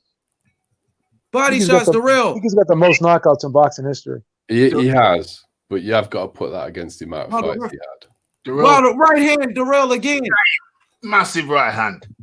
Archie Moore's out on his feet. Archie Moore, the mongoose at age 42, is out on his feet. But look at his use of the arms there, Rafi. He's still got it with him to try and mess up his rhythm. Yes, he still the shots a little bit. Just knows how to survive. Knows he has to get his head off the center line. He's punching in between the combinations. If you watch him. Yeah, look at his head movement. Look at his head movement. Look at that. His head's all over the place. He even sees the trip. He even sees. It's amazing. And he got off the ropes beautifully as well. I really like it when a fighter knows how to just move around the ring. It's amazing the ability, his ability to recuperate from these vicious shots. That's amazing. But look at the foot. He even knows how to get up, get away from the trip. Yeah. He even knows how to get away from the trip. He's not just concerned with upstairs. He's downstairs too. Look at the trip. Here, look at this. Yeah. I don't know if you guys noticed this. Have you seen many clinches in this fight? No, that's because they've got an inside game, though. Here go one. It looks like a little clinch, but the round is over. No, okay. It's like the fight we looked at last week.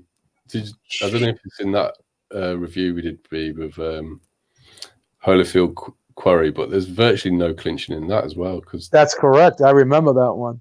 Because they both got inside game. Yeah. And Evander's a tall guy to have an inside game like he had as well. Yeah, he had a great inside game, didn't he? Yeah, it is just fantastic. Very fluid combination puncher on he the was inside. throwing like lead left uppercuts. And just like Archie. Oh, he hurt him. Archie just buckled him. He did with the left hook. And Archie's pushing him off now just to get the space and coming in with right hooks, left hooks. Damn. Darrell comes in with a nice left hook of his own. So remember, just a moment ago, Archie was rocking and wheeling. And now look at him. Look at him now. Look at him now. Look at the head movement. Look at that. Look at that. Look at that head movement. Look at that. Boom, boom. Both of these guys throw a wicked looping right. It's a hook. Well, it is a hook. It's a bit like overhand type of right, really. Yeah. Yeah. I don't think the American guys will understand this, but it's got a little bit of that cricket fast bowlers action on it. Fast bowler, cricket talk. I don't think our American friends will know about cricket. Okay. Yo, Rafi, I just noticed that after the end of that round, Darrell tried to touch gloves with Archie Moore. Archie Moore didn't want to touch gloves with him. He refused to touch gloves with him. You don't want to touch gloves.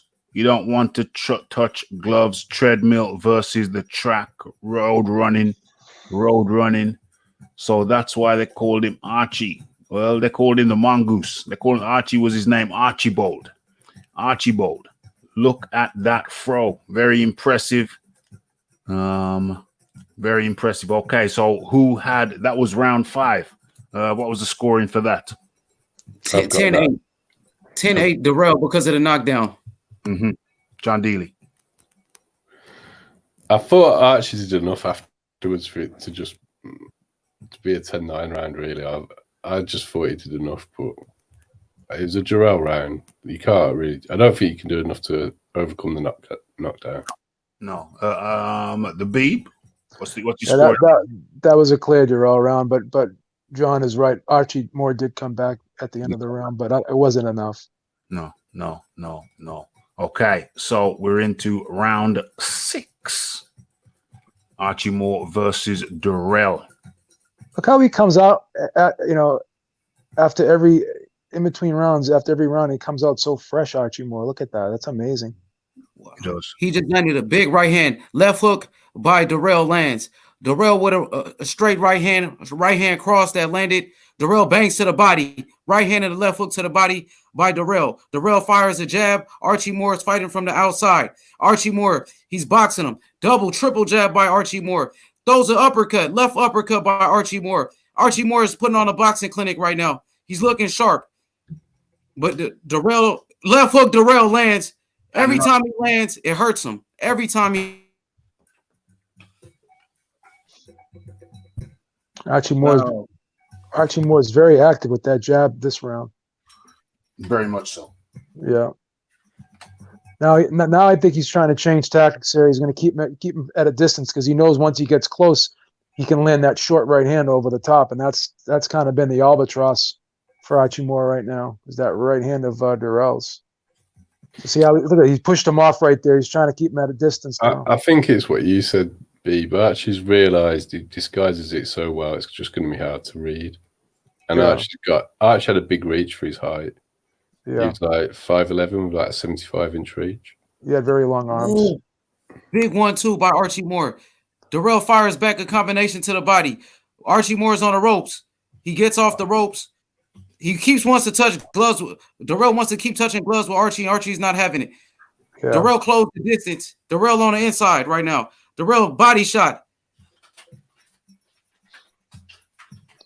Moore's doing a good job right now controlling the range here. He's doing a really good job. That jab's beautiful. And he's making sure he doesn't get caught on the ropes as well. Yeah. Every time Darrell tries to back him up there, he finds a way to get back to the center of the ring. Yeah, he circles. Steps around him. He's just it's like you said, the economy of his footwork, but the intention of it's so skillful. Yep. And if you notice, John, a lot of it's just subtle. It's not like some fighters use a lot of excessive movement. He does just enough. He's not, he's not really overexerting himself here. He's not, expending a lot of energy. He's fighting at a really good pace here. That's what I was saying about the economy of it. If you're going to go for 15 rounds, you can't be bouncing the whole time. Especially if you're 42 years old, too. Exactly. You know? And taking a nasty beating already. Look at this now. Now he's starting to put the shots together here. Darrell looks like he's slowing down just a tad this round. He's getting tired, baby. And you have to understand, when you come forward the whole fight like that, putting on all that pressure, that takes a lot out of you. Yeah, it's the psychological energy as well, isn't it? Of course, because he's still there. Exactly. He's still there after all of this. Yeah, that's a great point, John. I was just about to say that. When you're hitting a guy with everything but the kitchen sink, and he's still there, and you knocked him down so many times, but you couldn't keep him there. That does weigh on you psychologically. I could only imagine. And he must know as well that Archie's still controlling the range. He's the ring general. He's the one who's deciding which part of the ring they're in all the time, and hitting him and scoring all the time as well. Yeah. Well, Archie's he's a tremendous boxer, man. Just at 42 years old to be boxing like this is amazing. And I'm just saying, if Archie Moore was a little bit younger, I feel like his legs would have been better and he would have been able to, stay on the outside the whole fight. He's older right now, so his legs, they're not all the way there. You know what I mean? So is that you don't always want to stay on the outside. If you've got an inside game, then you can do a lot of damage on the inside. It's not all about I understand, but being on the outside and just jabbing. That's not what I'm trying to say. I understand, but that's not the only. You don't want to fight fire with fire, bro. That's all I'm saying. We see that Darrell has the clear power advantage, and if Archie Moore is able to outbox him the whole fight, like Anthony Joshua did Andy Ruiz in the second fight, why not do that? You know what I mean? It's the sweet science. But I think this idea that the sweet science is jabbing from range, it just overlooks the amount of skill involved in having a good inside game. Yeah. So let me come in here. The sweet science also includes the inside game. I agree. People tend to misconstrue like what skilled boxing is. It's not just fighting from distance and jabbing and 1-2ing. It's being able to position your body on the inside and get leverage on shots and put yourself in a position where you're in a good defensive posture, but you're also in position to land yourself too. Because a lot of guys have good offense up close, but they don't know how to defend up close. And guys like Andre Ward and Bernard Hopkins, they knew how to defend up close. That's one of the most impressive things for me about the Holyfield Quarry fight. Yes. How he catches the punches on his arms on the inside. Yes. How he never gets caught on the rope, sorry. He's always controlling the direction of where to go. Yes. That's a huge amount of skill. 1-2. Oh, he's hurt. He's buckled. Archie Moore hurts him. He's down. Archie Moore with the knockdown. Oh, my God. Give a replay. Oh my God. Yeah, we'll have a replay on that. It was a lovely combination. This is the replay right now. Oh, my God. Yo, Archie Moore's putting a number on him right now in this round. I'll be some of it. It's kind of lulling him to sleep with that jab. Yeah. Get him into a false sense of security, and boom, here comes the power. Boom. You're gonna see Beautiful it. right hand. You're gonna have to see that again. That was a real short right hand, wasn't it? Yeah. I think It was right on the temple, BP. The short ones three get legged consecutive. into it. The three jabs in a row he landed. Big Yeah, right. it was right there. That was the one that did the damage. Big right. Yeah, that's the one that did the damage. The second one that did the damage. You're going for a replay. I think the first one took his legs away. See how he wobbled there? Watch. Hit him right on the boom. Right on the First right one on gets the, him on the temple, which probably discombobulated him a bit. yeah, that's And like, then it's set the table for the next one. Definitely discombobulated, like I was saying. I think those top of the head shots are really hard to recover from. Yes. Yeah. Oh, Yeah, they are. Archie's outboxing him. Archie setting it up with the jab. Uppercut Archie Moore. Archie Moore staying on the outside. Boom. Wow, man. Hey, that was a tremendous round by Archie Moore. He just showed us so much heart and so much skills. It was the jab. It was the jab that set it all up. Yep. End of the round again. Okay. And B, I just want to say that that's a Darrell. He ran out of gas, like you said in the previous round. He was getting tired. He slowed down, and Archie Moore was able to really put a number on him in that last round. Hell yes. So who won that round? Oh, that's a Moore round. Okay. For me, anyway. I Yeah. don't know what the other guys think. I'd have that as a 10-8, really. He got the knockdown. Yeah. You got the knockdown. Beep, who won that round? Beep, who won? Beep's still muted. I can see the sign on his. Is Beep muted? You're on mute. You're on mute, Beep. Unmute yourself. Unmute yourself, Beep. Beep, you're muted. Beep, you're muted. Beep, you're muted. H Money, who won that round? Archie Moore. I got Archie Moore winning that round. It was 10-8 for Archie Moore. That was his best round of the fight, Rafi. He showed us tremendous heart, like I said. In the previous round, Darrell started to get tired. He punched himself out, bro. His stamina is right now is questionable, and his stamina is questionable. Archie Moore is starting to capitalize. He's showing us the great boxing IQ. He's showing us tremendous heart in his fight at 42 years old to get off the canvas 4 times in this fight and take control of the fight. What a fighter. Hell of a fighter. Beep, who'd you have winning that round?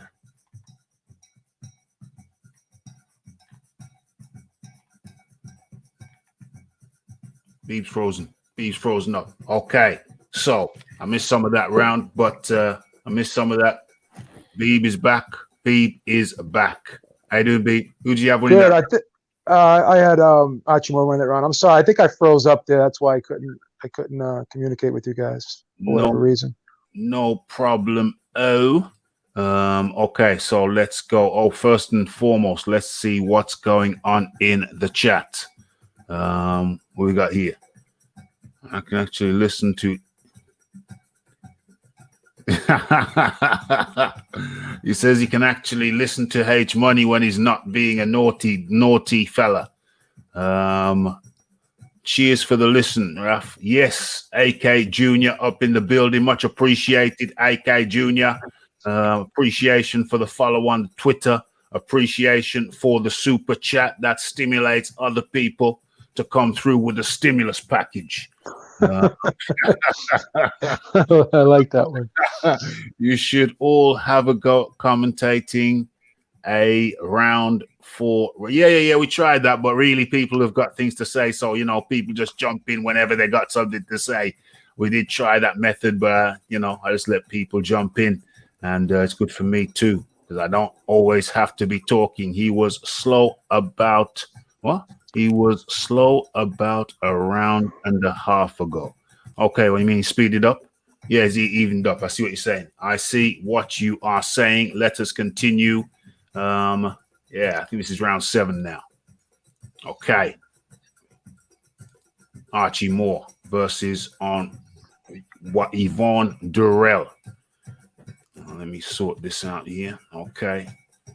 Okay, so what's going on? Is it round 7, I think? Okay, so Archie Moore, okay, he's on his toes still. Yeah, boop, boop, left hook as, yeah, oh, Yvonne missing with his own left, looping left. I think a lot of these lefts, they're not straight jabs. A lot of these jabs, they're not your conventional straight jabs. They got an arc on them. You've got a bit of mixture of lead left hooks as well, I think. Yeah. There's good shot variation going on. There is great punch variation. Sometimes, as soon as I said they're not throwing straight lefts, then Archie Moore pokes out about 3 straight lefts. So basically, we're talking about punch variation. It's not always a straight jab. Oftentimes, it's an arcing jab, a hooking jab, right hooks galore. It's crazy. Hook crazy. It's hook crazy. No, I don't know if you guys noticed this, but Durrell, when he's on the outside, seems to loop his shots a little bit. But when he gets up close, he shortens them up really nice. Tightens them up real nice. Yeah, see how from the outside everything is kind of wide? If you noticed that a little bit? Yeah. I think it's just because he's got a lack of reach. Jarrell's only got like a 70-inch reach. He's giving up like 5 inches of reach. So I think partly it's just a way to get in because it's probably quite distracting to the other fighter. Now Durrell's looking a little bit. He's looking a little bit ragged here. He looks like he's a little bit desperate. He's a little desperate now. Younger older in this round. We're just it's sapping throwing all that heavy duty leather though, isn't it? It's going to take it out of you. And it's getting. Well, Beeb is right. When the fight is on the inside, it favors Durrell. If the fight is on the outside, this is how Archie Moore wants to keep it. He wants to keep it on the outside. So right now, Durrell is starting to lose his energy. Oh, right hand, Archie Moore, big right hand, right over the top. 1-2. Durrell fires back. What a fight, man. Now they on the inside. This is where Durrell wants to be. Durrell banging to the body, ripping shots to the body. Archie Moore is back on the outside. The referee separates him. Archie fires the jab. Archie, he needs to stay on the outside. Archie letting the jab go. Look at the ease of movement. Archie doubling up. Look at the ease with the jab. Look at the ease. Look at the ease. Look at the ease. Not loading up. Just boom, pop, pop, pop, pop, pop. And you see how Archie Moore kind of feels like he's in control right now, but he's still relaxed. He's not getting over anxious. He's not overextending himself. He's still smart enough to know that he's taking his time and he can still get to Durrell. He hurt him. Right. He took it though. What a chin. Durrell's coming back. Look at that. Pushes him. Durrell, what is this? Oh. Damn. They cut it right at the best part. I went to something that looked like ice hockey. Okay, so that round must have been the 8th because this is the 9th. Who won round 8? H-Mo 9. I gotta go with Archie Moore again. He's starting to take the fight. I think he's ahead on my cards right now. Archie Moore, he's outboxing him. He's giving him a boxing clinic. John D. Lee. Who won that round? Archie Moore's controlling everything, really. I mean, he's taking shots and Durrell's still in there fighting, but he's hanging in there. He's not controlling anything. So Archie Moore. Archie Moore's in clear control right now. Yeah. Yes. This should be how cornermen earn their money, studying the opponent's condition in rounds. These old-time photos at ringside apron have huge cameras with those popping flash bulbs. Yeah, the old school cameras. Okay, so remember, everybody who's just joined us, we are watching and commentating on Archie Moore versus Yvonne Durrell. Beep. You know what? You know what's funny, Ralph? See how they're advertising the cigarettes right now? I know. You can't advertise cigarettes anymore on television in the United States. I don't know if you can still do it in the UK, but it's illegal. They don't allow it anymore in the United States. They outlawed cigarette advertising a really long time ago. Sponsor quite a lot of sports here as well. Yeah. Same thing in UK. Okay. Yeah, and they used to have them on the. Got rid of it in the 90s here, babe. Yeah, they used to have them on the Formula One cars. Remember? F1 cars, snooker. Yeah. You know what else I found out today too is they advertise. I don't know if they do it. I think there's only 2 countries. I think it's America and Australia. I think that advertise medicine like pills and stuff on television. Damn. and that started, I think, in the 80s. They were able to do that because before they weren't they weren't able to advertise like medicine and pills and stuff. So now they got all these pill advertisements now on television. You notice in the United States. We've had them for a long time. You have them too? Okay. Yeah, we've had them for a long time. Yeah. I don't really watch TV, so I'm kind of oblivious. You must remember the old Nurofen adverts with the Pink Floyd music on. Yeah. Yes. For some strange reason, I don't know. My mind went to more. I don't know. For some strange reason, my mind went to kind of controversial drugs. But anyway, we're not going to talk about that. My mind went to the blue pill. Let's leave it at that. I think they can have it. Do they advertise that? Do they advertise the blue pill? I don't know, Raph. I don't know. I wouldn't surprise me if you're allowed to advertise it now.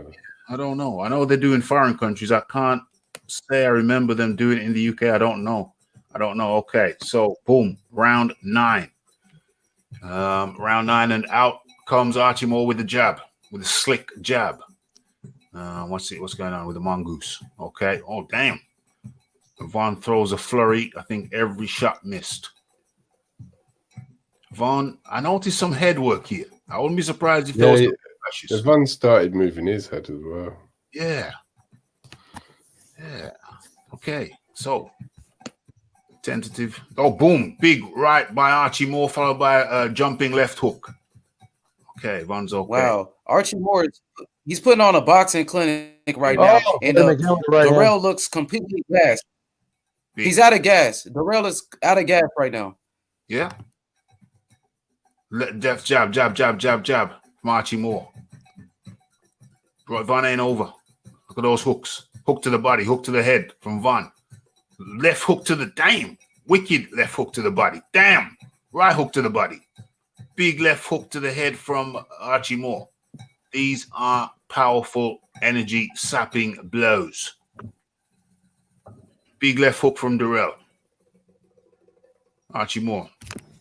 Light uppercuts. Stiffening up the power now. Archie Moore just keeps sticking that jab in his face all night, though. Hasn't let up at all with that jab. Let up all with the jab, and he puts different power settings on each one, so he doesn't know whether Devon doesn't know whether he should dodge this one or just whatever. He does jab the body as well.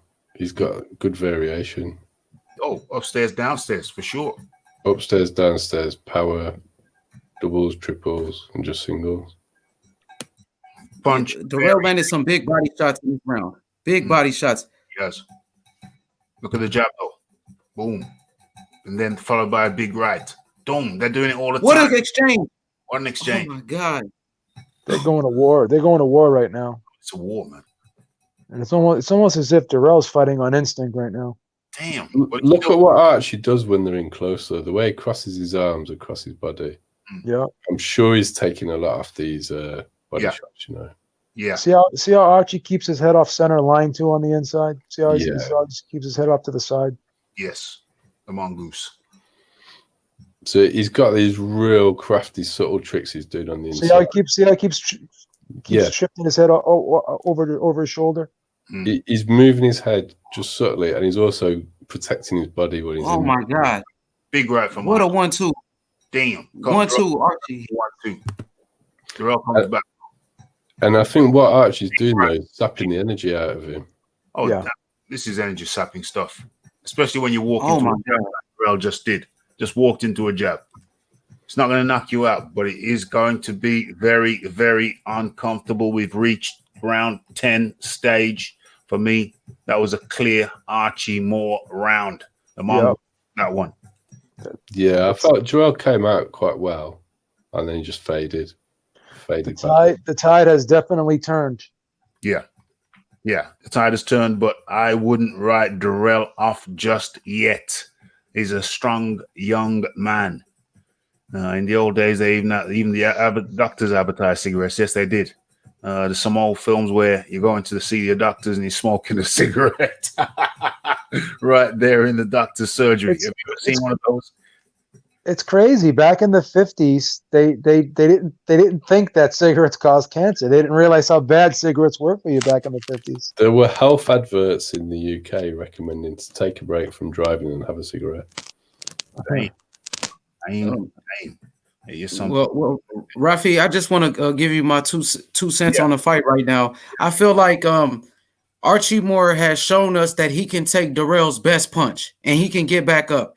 Now we're in round number 10, and Darrell, he's actually starting to run out of gas. I don't think his power is the same that it was in the beginning of the fight. Even though he can still punch, he's still hurting him with those body shots. But I just feel like Archie Moore has taken his best shots, and right now Archie Moore is putting on a boxing lesson. He's giving him a master class, and I got Archie Moore winning by 2 rounds at the moment, and I wouldn't be surprised if Archie Moore can stop him. Yes. 15-round fight. 15-round fight.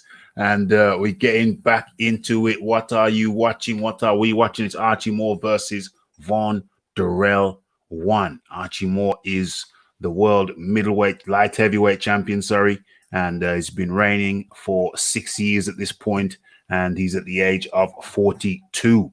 Bear in mind, they didn't want to give Archie a title shot for many years. So I think by the time he got his title shot, he was already in his 30s. He's 36. He was 36. Damn, he was deep into his 30s when he got his title shot. Remember, they tried to give it to him. They didn't want to give it to him. They tried to deny the man, but he stuck around and got his title shot at 36, took it, and he's been champ now for something like 6 years, I believe. 6 years. Yeah, and he'd had 43 fights in those 6 years. 43 fights, championship fights for the most part. 2 world heavyweight championship fights. The only ones that aren't title defenses is when he fought heavyweights. Damn. What does that say?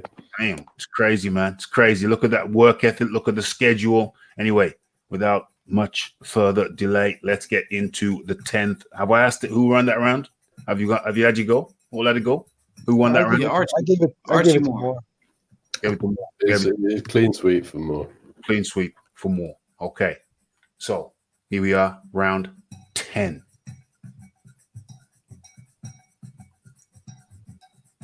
Archie Moore coming out, Darrell coming out with his head down. I was surprised those there we haven't noticed. Watch the mics. I think Archie knows where he is too well to actually get caught with the head. Yeah. Very aware. Damn. Yeah. Big right hand Archie Moore lands. Yeah. Who's got the background noise on the mic? Okay, it's good now. Okay. I think it was me. Don't worry, no worry. Okay. Can we? Round number 10 right now. Round number 10. Archie Moore fighting from the outside, putting on a boxing lesson, doubling and tripling with the jab. Darrell fires back with a mean left hook. They on the inside. This is where Darrell wants to be. Darrell, this is where he wants to be. Darrell is using the head on the inside. He's a bit crafty with the head. That's a bit cheaty. Shouldn't do that with the head, but this is when this is back in the 40s, I think, the 50s. No, this is 60s. No, it's 58, bro. 58. Wow. Archie Moore just landed a tremendous combination, and now Darrell fires back. They're back on the outside. This is where Archie Moore wants to be, firing the jab. 1-2, buckled him. He's hurt. Archie Moore combination. Come on, flurry. Oh, right hand lands by Darrell. A big right hand by Darrell lands. Archie Moore's back using his jab. He's back to boxing. Right hand by Darrell just missed. Darrell is out of gas. He doesn't have the same energy as the beginning of the fight. Archie just landed 4 consecutive jabs. Unbelievable. And you can see now, every time Archie Moore lands a punch, it's really shaking Darrell now. It's registering. Everything's registering now.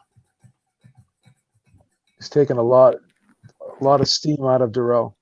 I think the one thing we haven't really been able to see because of the quality of the footage is the accuracy of Archie's punches as well.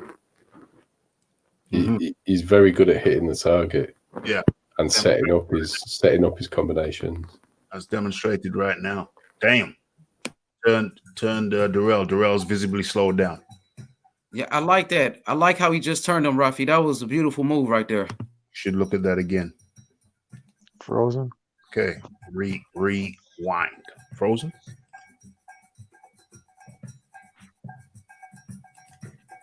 Okay. Darrell's showing visible signs of fatigue right there. And he's the younger man. Oh. Boom, boom, boom. Oh, left, right, left. Boom, uppercuts, hooks, turns him. This is like dancing now. Now the reverse headbutt from Archie Moore. Head clash there. Boom. Now Darrell showing definite signs of fatigue. Definite signs of fatigue. The younger man, big right hook. Big right chopping down with our hook. And then Darrell comes back with a few of his own. Boom. Archie response. Several hooks. Left, right, left. A couple of jabs. Big jab. Right hook. Damn. Whoa. Left, right, left. Oh, he's there. Oh my God. Gosh. Oh my goodness. See that again. Left. Straight. Jab. Jab. Jab. Boom. Big right. Big left. Big right. Oh, wow. Jeez. Wow, that was those are some short, crisp shots right there. That left-right combination as well, the speed between the gap between the two punches is ridiculous. Replay. Sickening. Replay. Jab. Jab. Jab. Big right. Left. Right. Left. As soon as that left lands, the right lands. It's like virtually at the same time, isn't it? Replay. Replay time. That was beautiful. That was beautiful. Boom. Boom. Boom. Jeez. Jeez. OMG. Wow. Darrell's rethinking. Darrell's thinking about his career options now. Darrell's thinking about his career options now down there. Oh my gosh, that was just got saved by Bill.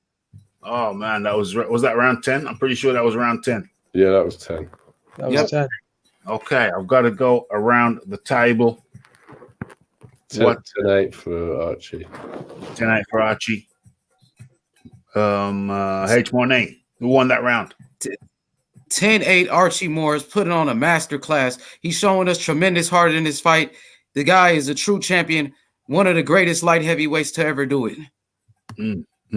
Babe. That was a 10-7. No, 10-8. 10-8. I think that's around the table. I think it's unanimous, unless I'm mistaken. That's unanimous. That's unanimous. It's unanimous. Benson and Hedges, Masters, snooker. Yeah. Players. I remember snooker players used to have a cigarette in the corner, you know, and sit down, light the cigarette, have an alcoholic beverage. Darts players, they probably still do it. I don't know. Darts players that have a beer, pint of beer, and a cigarette in their hand, rest it down in between throws. Crazy. Okay, so that was round 10. We are now going into round 11. Vaughn comes out with the lazy left hook, with the lazy straight left. Damn. And Archie's hitting with about 3 rights already. 4. Left hook to the body, left to the head. Darrell is in trouble. Big trouble. Just rethinking his career options now. He should stop him. Archie Moore should stop him in this round. Oh. Right hand, yes! He's down. Oh, my gosh. That was a wicked right. We got to right again. Where it landed. That right, it's just perfect. Started the round again. Yeah, absolute perfect placement.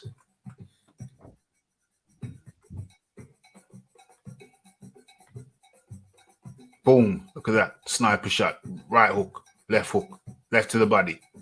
Right to the head. Right to the head. Left to the head. Damn. I think the body shot did damage there. It just looked like it was slowly sinking. Nope. It was a right hand in there that started it. It started with a right hand. More left hook, right hand combination is over. The fight is over. He won't get up. Doing the replay. Hold on, what's that? I've gone too far. That was the end of the 10th, I believe. Okay, we need to see the whole of this 11th round again because it was just action packed from the start. Big right. Come on.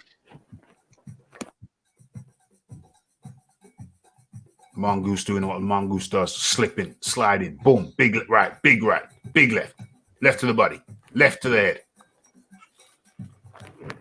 Damn. Folded up, leaning on the ropes. durable. That was a beautiful combination. Beautiful. Right, left. Damn. The durable Jarrell on the floor. People are standing up now. Do they know something? They think it's all over. It is. They even invade the pitch. They're invading the ring. OMG. OMG. What a classic. I just want to absolute classic. What a classic. I want to say one thing, John. You was right when he landed that body shot. I don't think he recovered from that body shot. He completely knocked the wind out of him. It was a body, yeah. It was a body shot. What do you think, H Money? That was one of the best fights. Fights better back then or today? Man, after watching this probably was better back then, man. Because he got up. I think Archie Moore was down 4 times in this fight, maybe even 5 times. Because in that first round, I think he went down 3 or 4 times. Yeah. Like you said, they would have stopped the fight. If it was now, they would have stopped the fight. But right. He got back up. He showed us the heart. I never seen this fight. Just to be honest with you, man, I appreciate you, Rafi, because you guys just showed me a fight. I didn't even know who won the fight. So while I was watching it, it was just like a new fight to me. I never seen it before. Awesome. A lot of these fights I haven't seen before. I haven't seen this fight in a long time. Yeah, I've never seen the whole fight. I think I've seen the highlights, but I've never seen the whole thing. So yeah, I mean, a lot of these fights I don't even watch them before I play them because I want to be part of the excitement. I knew that it finished in the 11th, but I didn't watch the whole thing because I like it. I like the excitement of seeing the thing for the first time. But we can't not watch that 11th round again. Here it is from the beginning, from the TOP. We've had some action-packed events, haven't we? Awesome. Yes. Boom. Oh, there was a right. You see, there was a right hand that started. It was a counter right. Yeah, that right's great, right. And then he hits him with a body shot and he's sinking when he's taking shots. Yeah. Just brutal. I see a lot of Muhammad Ali in Archie Moore. I don't know if you guys see that, but the boxing ability, I see some Ali in them. Well, Archie did train Muhammad for a bit, but they also fought H1. For real? He trained him and they fought? He trained him, then he fought him, but Muhammad beat him. But I mean, Archie must have been about 45 at the time. Yeah, Archie was almost as old as Luis Ortiz when that fight happened. A little bit younger, probably. Right. Hey, you remember? I got Luis. I think Luis Ortiz might have sparred Archie a couple of times. Luis Ortiz was Archie Moore's bucket boy. Quite possibly. Yeah. Damn. Sorry, guys. I have to indulge myself here. Yeah, indulge yourself because the placement of that right hand is just amazing. I have to indulge myself here. This is incredible. Remember, this is the 11th first right hand. This is the 11th. It was a counter shot. Look, he countered it. Look at this counter right. Look at that. That's like a Mayweather right. He just checked it. It was, man, that was a beautiful right hand. Him out. Boom. Like Floyd Mayweather off the ropes, firing that right hand right there. What I seen. Damn.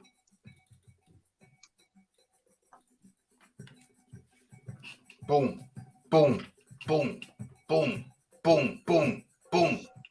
Damn. Head, body, head. Left and right. Holy macaroni.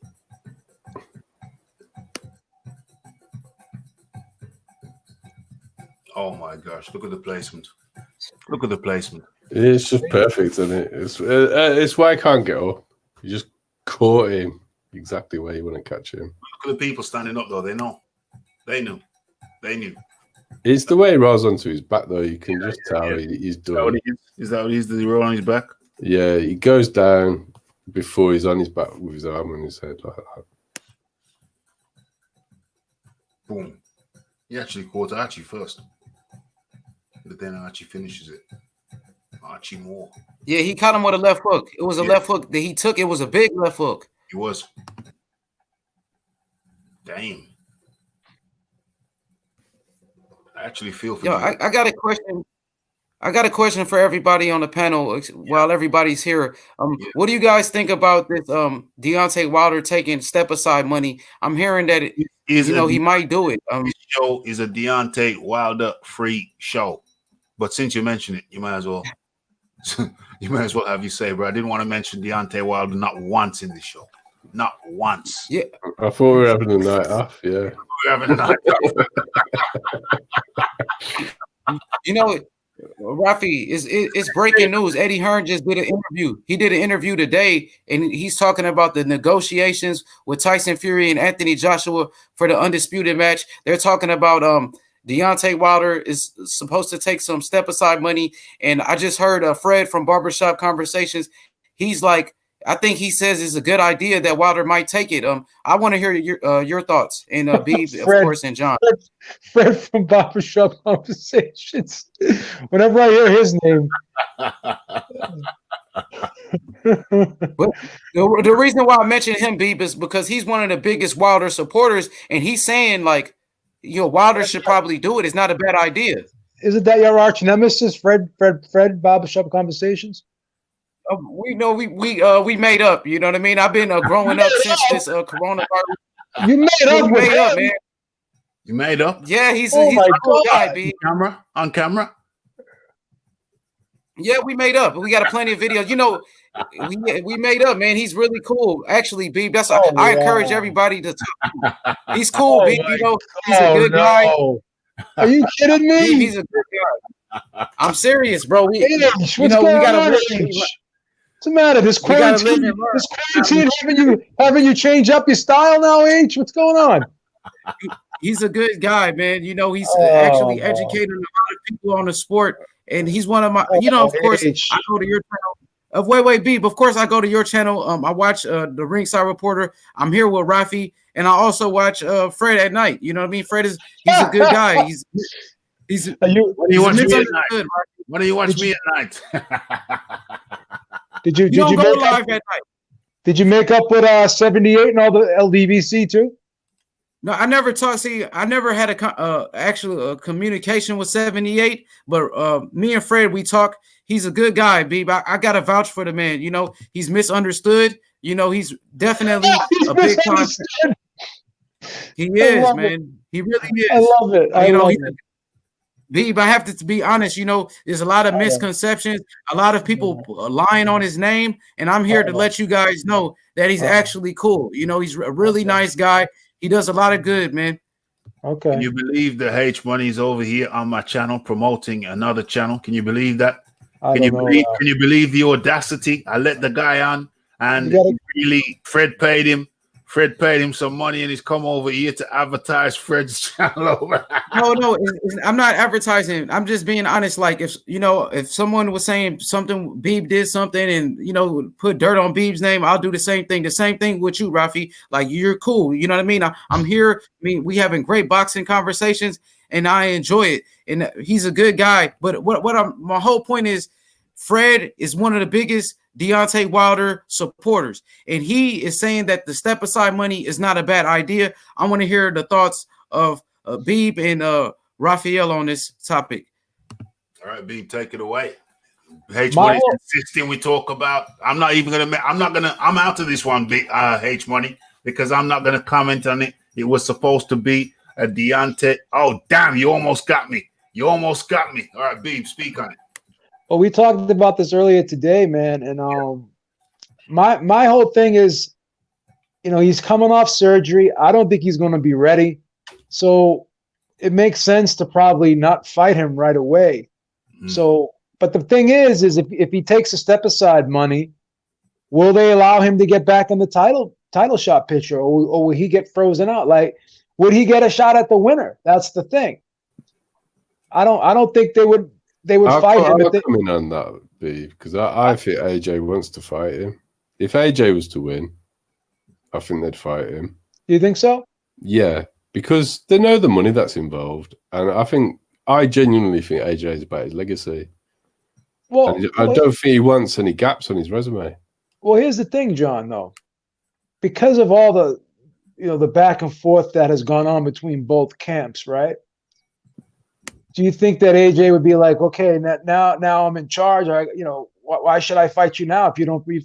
Because the whole thing was about the title. It was about unification. If you watch how AJ's behaved about stuff, he's not a petty man. So he said that Deontay Wilder's still a great fighter. He would still fight him. He said he can come back. So he's consistently put it out there in the press all the way. Yeah, he hasn't got a problem with it. As for how the camps negotiate, do you think that Heyman's going to be really able to do a lot in terms of negotiation? Yeah, that's the thing too. Because Heyman's, I think, ready to cash him out. I mean, how old's Deontay? Well, that's what I'm saying. I honestly don't think that they have his physical well-being at heart here. No, they don't. So if they put big money on the table for Deontay, isn't that just a cash out? Yeah. I think the harder part will actually be the mandatories, how they get arranged. Yeah, because they're stacked up. All of them are due. The WBC will be due. Pulev and Usyk are due. So negotiating through them will be a bit of a nightmare. I just didn't know, or I couldn't see how he would have been ready anyways, even if there wasn't this pandemic, how he would have been ready in July or even October. They were saying they were going to push it back. How would he have been ready after getting surgery on that? I'm not sure the bicep surgery was that severe. I think they took the opportunity. I don't know. Rafi agrees with you. I've looked at the pictures. Yeah, you got to check out the pictures. No, I was on the show with Rafi when we were looking at it. Yeah. See how swollen it was at the weigh-in? There's something there. I think potentially he wouldn't. I think you guys could be right. Yeah. But I can see an alternative situation where it was a minor surgery, so they elected to have it because they knew the fight wasn't on. Because why would they agree to that date? Here's the thing. Till October, they didn't have to do the July date, did they? Here's the thing, John. Till October. Here's the thing, John. The problem with that type of injury, because I have a similar injury. I have like a torn labrum, which is up like right here. It's a Bankart lesion tear, and it's similar to it's pretty much the same thing as a bicep tendon tear almost. And I never had surgery. I'm fine with it. I have enough strength in it. So for an injury like that to require surgery, it's pretty bad because two things can happen. When they go in there and what they do is they do what's called a debridement. They'll just cut out the torn portion, and that torn portion will once they remove it, there'll be no friction. It won't be catching on the joint when he moves it, so the pain will be gone. But once you do take that piece out, the arm becomes a little bit deficient. It's not as strong as it was beforehand. So there's another surgery too where they actually reattach. If the tendon is completely severed off, then they have to reattach it. And if it was a simple debridement, then it still takes a good couple months to recover from that. But if it was a reattachment, that could take up to a year. I don't think it's a reattachment. The only thing that I would say is the surgery that's on offer to you is very different to the surgery that's on offer to sports stars like that. In the Premier League, a lot of guys have little surgeries that we probably just wouldn't bother with, and they're back. Yeah, you're right. They're back a lot quicker. That's why that's the alternative argument. I've torn my lat, I've torn my anterior deltoid, and I didn't have any surgery. They look misshapen now, because that's the other thing. My lats are completely different in shape to each other because one got torn. So yeah. I'm not even, and I know he's had a whole load of injuries. So the other thing I'm skeptical about is it just a misshapen bicep because he's torn it in the past? He's torn the right one before, and this one was the left one. Tearing everything. And then he's releasing stuff to the press in all different ways. So there's the ones that we've heard about, but what about all the other injuries that he doesn't release to the press? Yeah. So I mean, I'm not saying you and Rafi are wrong on your standpoint, but the alternative standpoint for me is it was a minor surgery that Joe Public wouldn't have available to them, and potentially his biceps misshapen from a previous injury anyway. Well, do you ever remember too, John, when you go into like speak to an orthopedic doctor, when you do tear something, what's the first thing he asks you? Like, Well, to be honest, I don't go to doctors, so when I talk about okay, well, I used to go. I just iced it. I iced it until it stops hurting. Basically. Yeah. So doc, you know what the doctor says to me? Like, what do you do for work? What do you, how old are you? What do you do for work? What are your activities like? And if you're not an athlete, then more often than not, you're 100% correct. They're going to tell you to rehab it. Yeah.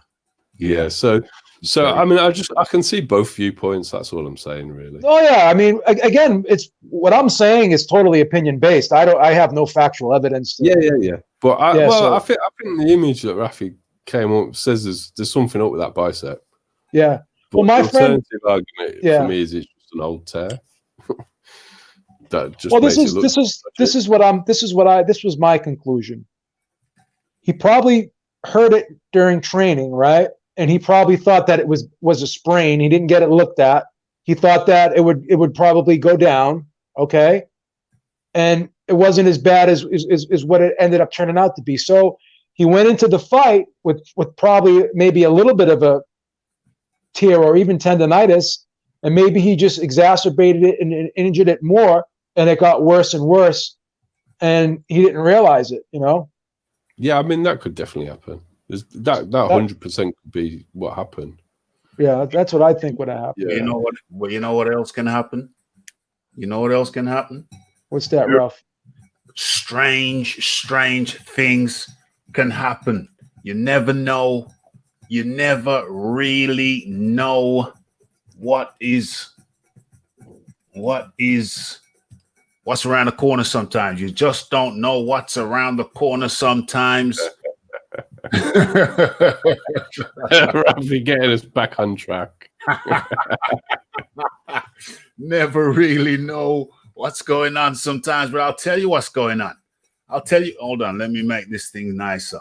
Is this Donald Curry versus Milton McCrory? No. It is Donald Curry versus, I gotta rep my island. I gotta rep JA. I gotta rep JA, my islands, 2 islands. We're talking about JA and the UK, talking about JA and the UK in the form of Lloyd Honeyghan. Right on the screen. This is one for us, Beeb, not you. Let's not give anything away. It's Donald Curry versus Lloyd Honeyghan.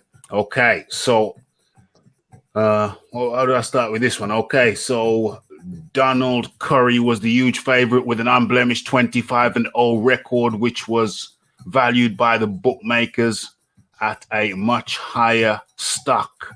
He was valued at a much higher stock than Lloyd Honeyghan, who himself had a 27-0 record. So they both had perfect records. At stake was Curry's WBC, WBA, and IBF welterweight titles. And this is going back to September the 7th, 1988. So what's that? That's 2000. That's 34 years ago. And I watched this damn fight live. Wasn't it 86, Ralph? Wasn't it 86? Yeah, it was 86. Yeah, it was 86, but that's 34 years ago. Is it not? Yeah, it's 34, but you did say 38. I thought you said 1988. I thought you said 1988. That's why. Oh, I got you. My bad. It's okay. So here we have it. Donald Curry versus Jamaica, UK's Lloyd Honeyghan. The decorated Donald Curry, At that point, holding the WBC, WBA, and IBF welterweight titles.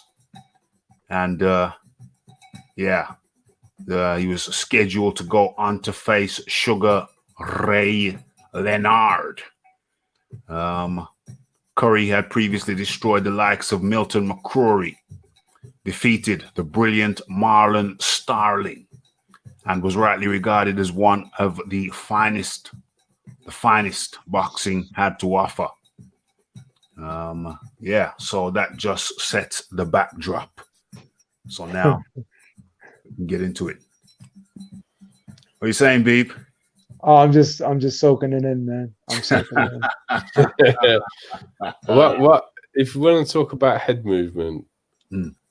Lloyd's head movement, I think, is just off the charts. I haven't watched. I don't think I've watched this fight since it happened. I just mean generally. Yeah. You know. No, this is fresh to me. This is fresh to me, is what I'm saying. Everything's fresh to me. But as a fighter, yeah, I felt one of his biggest attributes was how elusive he was. Oh yes, well, he was spoken of. He was spoken of. Yeah, He's elusive. He's elusive. And spoken of to achieve if I remember correctly, this was on regular TV, free TV. This was on free TV in the United States. This was on ABC, I think. Yeah, this is on free TV in the UK. Did you watch it, John, or was it before your time a little bit? It's not before. I was young. I was young. I'm trying to remember. No, I mean I was 10. Yeah. Yeah, I was 16. I've seen the fight. I don't think I watched it live, but I've seen it. I was 16 years old. Yeah. Raph keeping it closely guarded secret. How old were you, Ralph? How old were you, Ralph? Raph keeping a few things away recently. It's not a secret. You can't be older than me, Ralph. I think there's a chance, babe. I think there's a possibility that Raph is actually older. There's really scurrilous and scandalous, defamatory statements going on right now. When you started talking about buying flares, Rafi, that was a giveaway. Yeah, I've given it away many times. I'm a big boy now. H Money wasn't even a fetus. He wasn't even a dream. He wasn't even a dream. What's H Money? H Money. Yeah, I'm here. Oh, okay. He's just taking it in. I'm Curry right here. I'm still in shock, man. Oh, you see that right hand. You see that? Look at this. Lloyd Hunnigan ain't ramping. He ain't ramping. Gotta go back. Didn't mean to go back that far, but anyway. Oh dear. H Money, I know what people. I'm feeling good. I think people still can't believe that I'm officially a part of Barbershop Conversations. Don't worry. I'm still in shock, H Money. It's gonna take me a long time to get to grab hold of that one.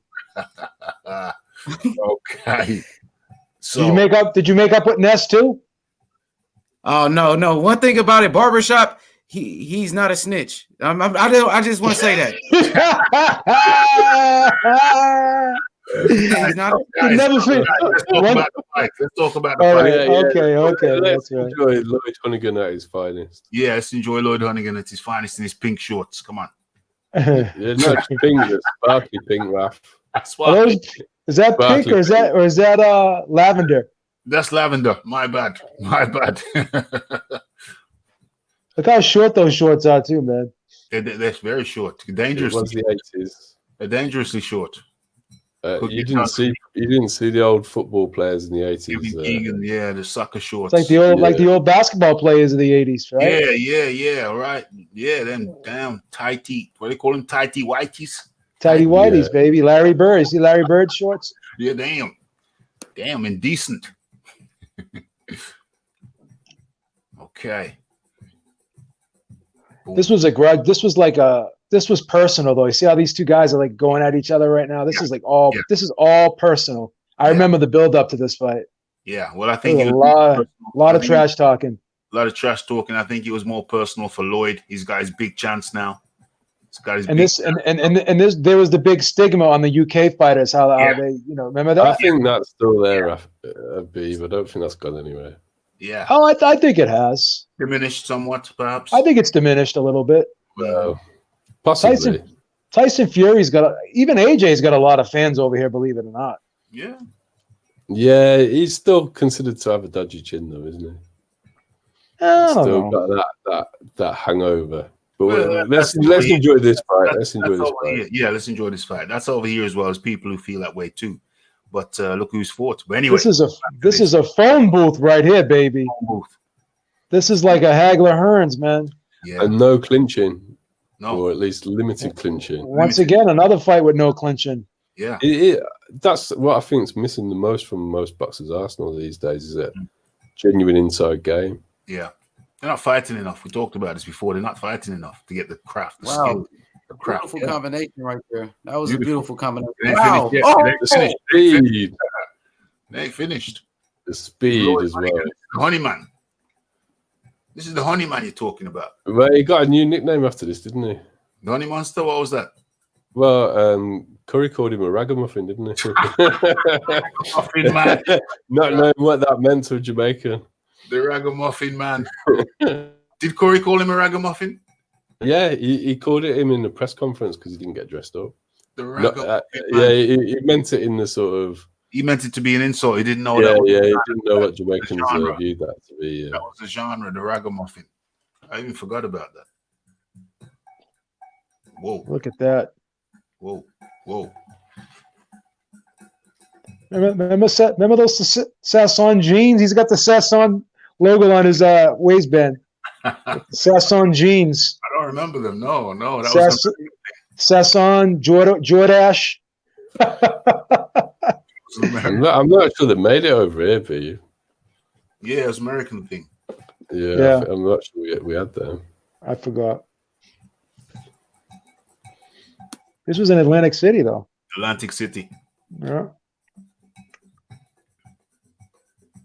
Wow, he almost went down there. Is that crazy? Mad.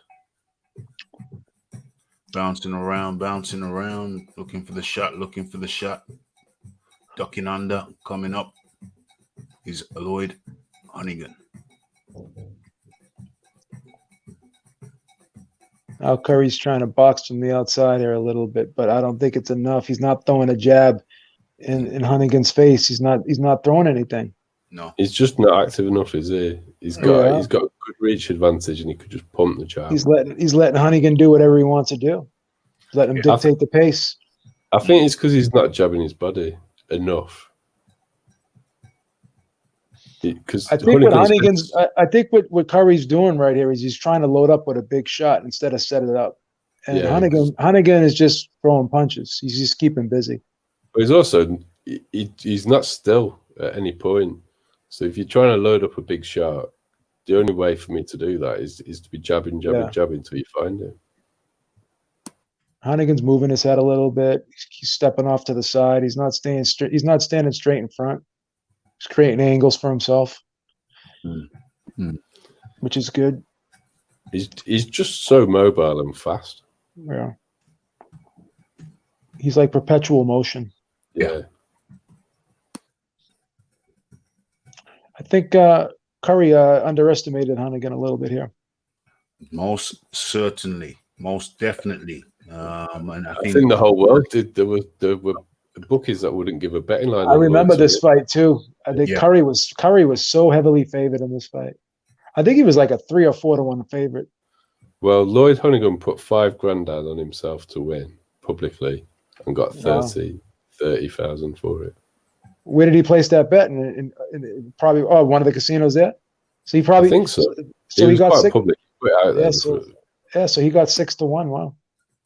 Hold on. How did you know that? Did you read that afterwards, retrospectively, John? Who me? Yeah. That's I was going to say that's one hell of a memory. I was going to say, what the hell? No. I would. When I was 10, I didn't really know anything about betting. I was going to say that's one hell of a memory. Okay, uppercut by Lloyd Hunnigan. Okay, what's he doing now?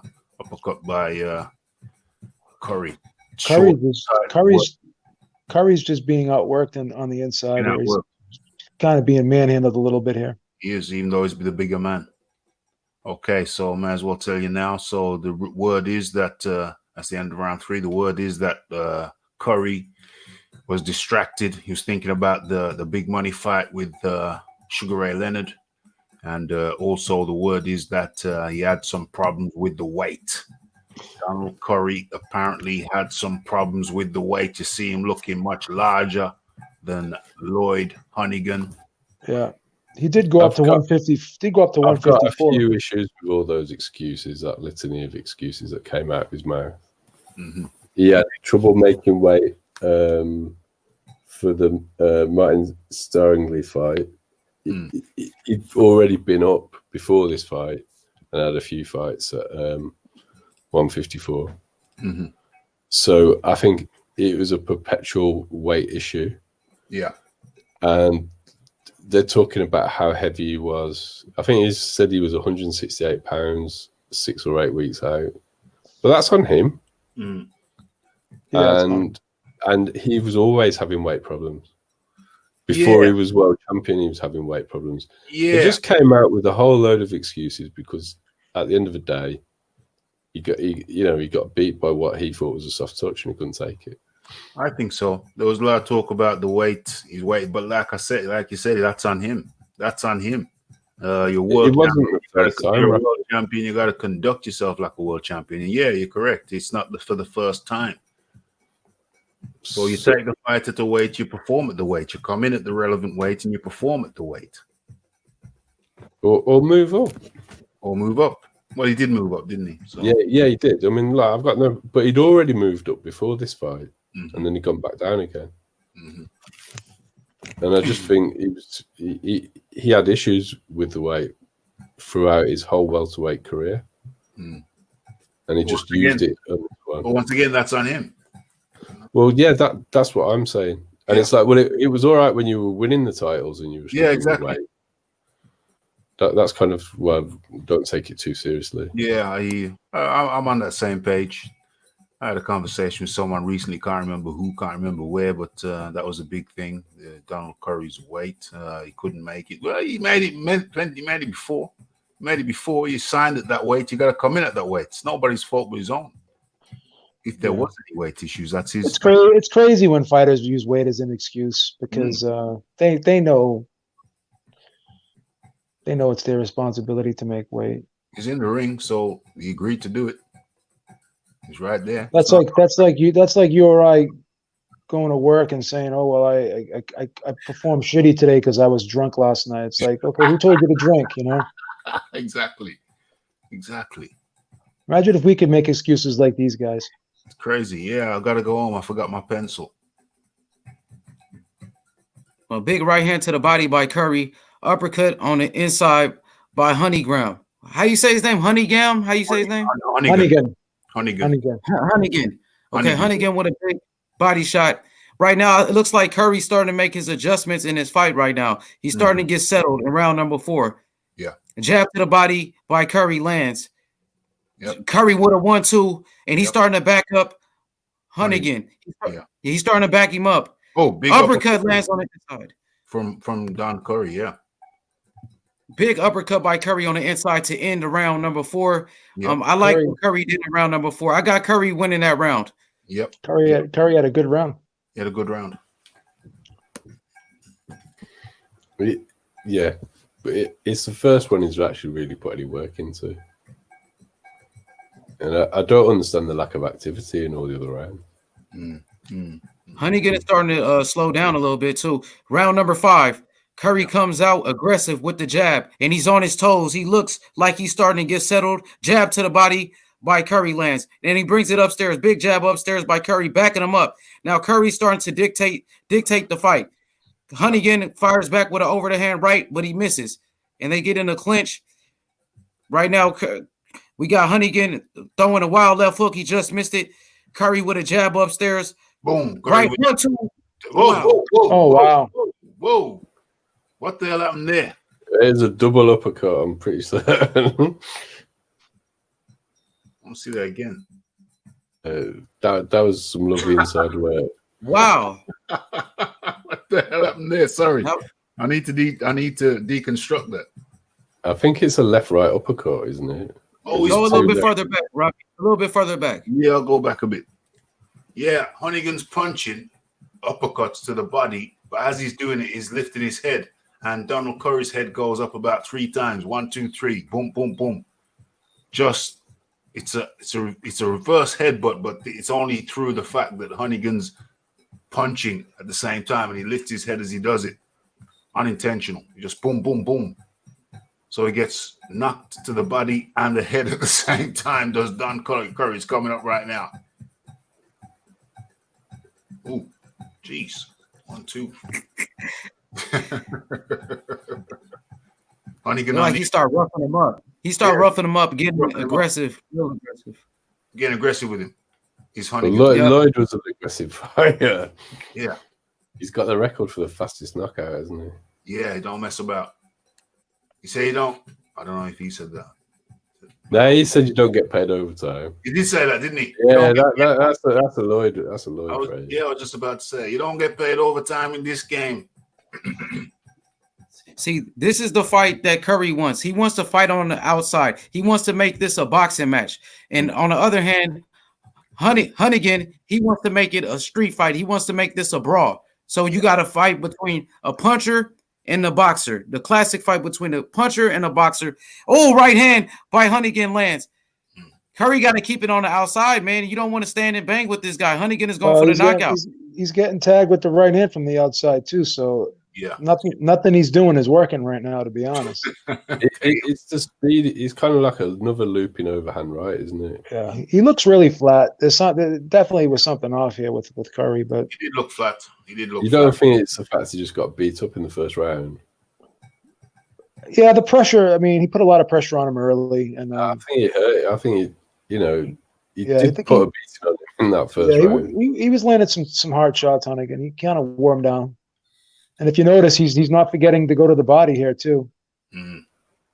Yeah, body and head, inside game. We just don't see enough of it anymore, do we? Upstairs, downstairs. And look at the beautiful thing too is they're fighting out of clinch. They're fighting out of clinches. They're not waiting. Yeah. They're not waiting for the ref to break them out. Oh, yeah.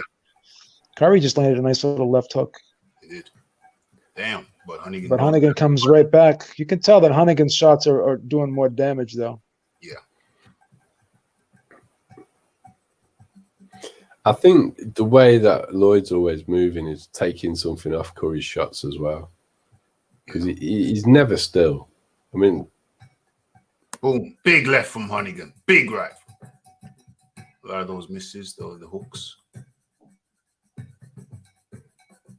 Okay, Honey protects himself with his head down on Donald Curry's chest. End of the 5th round. How do you guys score that one, John Dealey? That was pretty close round. I think Lloyd did enough to edge it for me. Yeah, H. Monet. I gotta go with Honeygan. Honeygan got that round. Even though Curry started off good, but Honeygan just overwhelmed him, bro. He started putting the pressure on him. He started touching him up. I gotta go with Honeygan. Boom, beep. Yeah, I thought Curry had a few good moments at the beginning of the round, but Honeygan, I think, won the majority of that round and really hurt him towards the end. Absolutely. It's a clear Honeygan round, in my opinion. Clear Honeygan round. And why is he looking down? Wow. They said Lloyd Honeygan has knocked out 6 of his last 7 opponents. Yes. Yes. No joke. Yes. No joke. He ain't there to mess around. Says you don't get paid for overtime. I'm going to go quickly into the chat. H Money, baby, in the house. Man, appreciate it, B, man. Good to be on the panel with you, man. No doubt, no doubt. Okay, what's going on in the chat?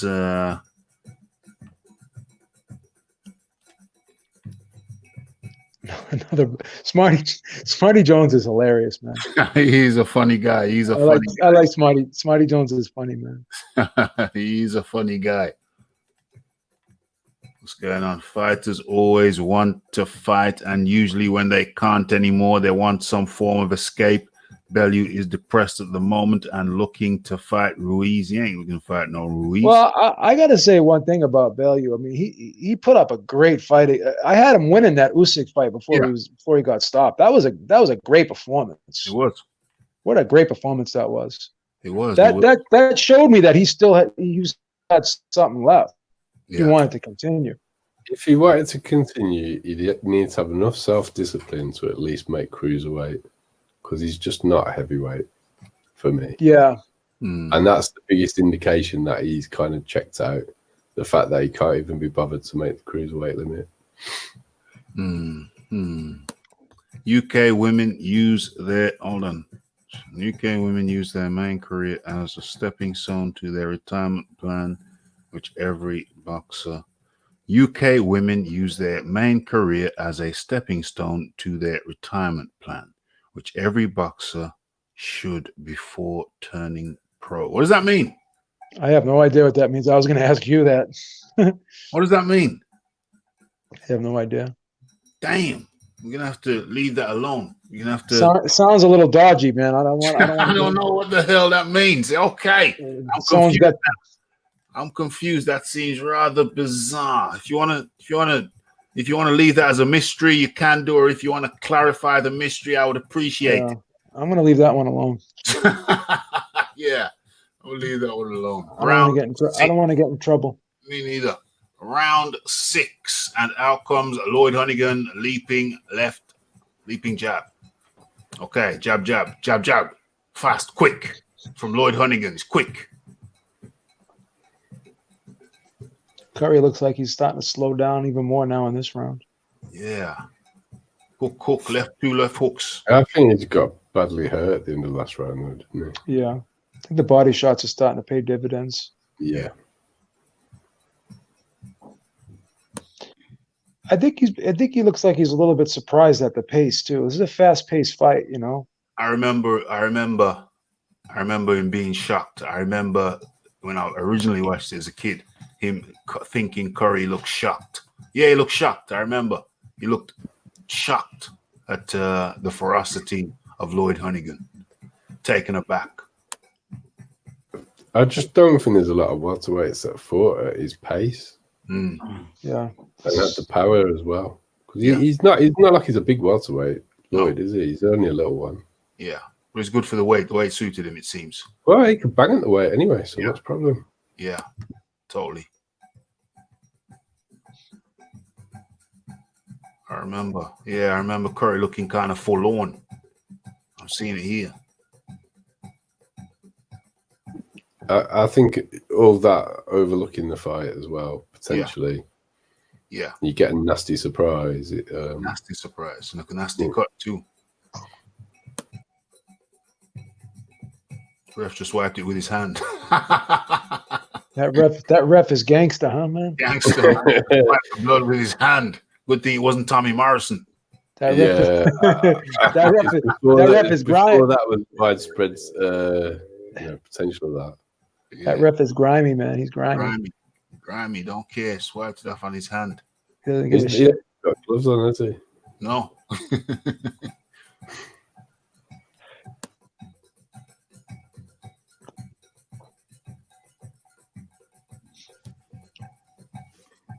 Lloyd Honeyghan constantly with the pressure, constantly with those shots in the clinch.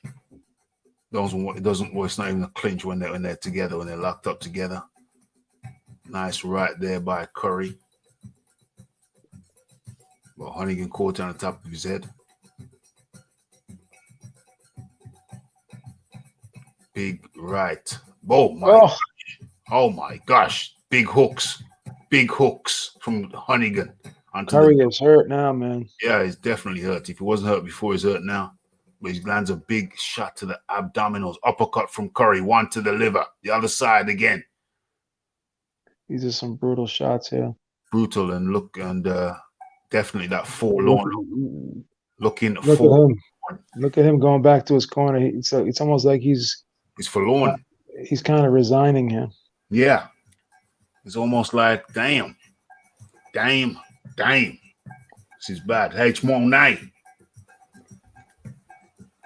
Yeah, it's a hell of a fight, man. I'm really impressed by Hunnigan, man. He's a very aggressive fighter. This is my first time watching him. So he was a welterweight, or he's at junior welterweight? Welterweight. He was a welterweight. He's just a small welterweight. He's just not very big. He's aggressive, man. He got tremendous power. He kind of, in a way, reminds me of Sean Porter. With he got more skills though. Like Sean Porter with more skills to me. What I'm seeing. Yeah, I don't really like the Sean Porter comparison. It doesn't smother his punches. Hunnigan was slicker. Lloyd does not smother his punches. His punches are effective, and he's aggressive though. That's what I just see the aggressiveness. That's what he's aggressive, but I think these days again we're getting confused about a lack of skill in being aggressive. You know, he's doing it in a very skillful way. The head movement. It's more subtle. It's more subtle the way Hunnigan does it.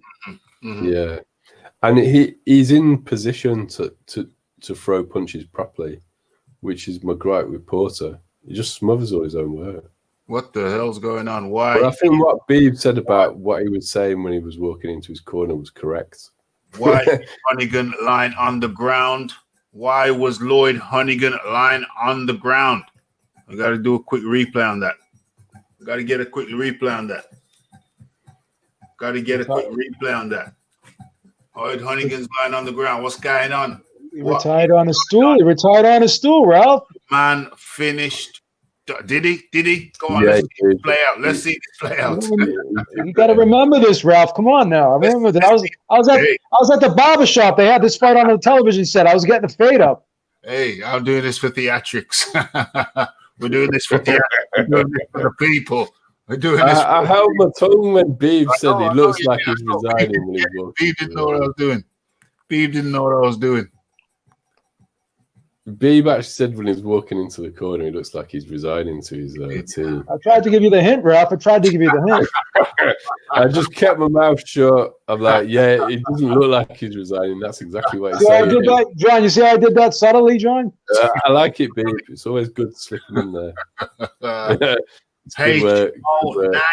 That's the benefit of being 50 years old. You can remember these fights like they were yesterday. H-Mo night. Yo, it's just a hell of a fight, man.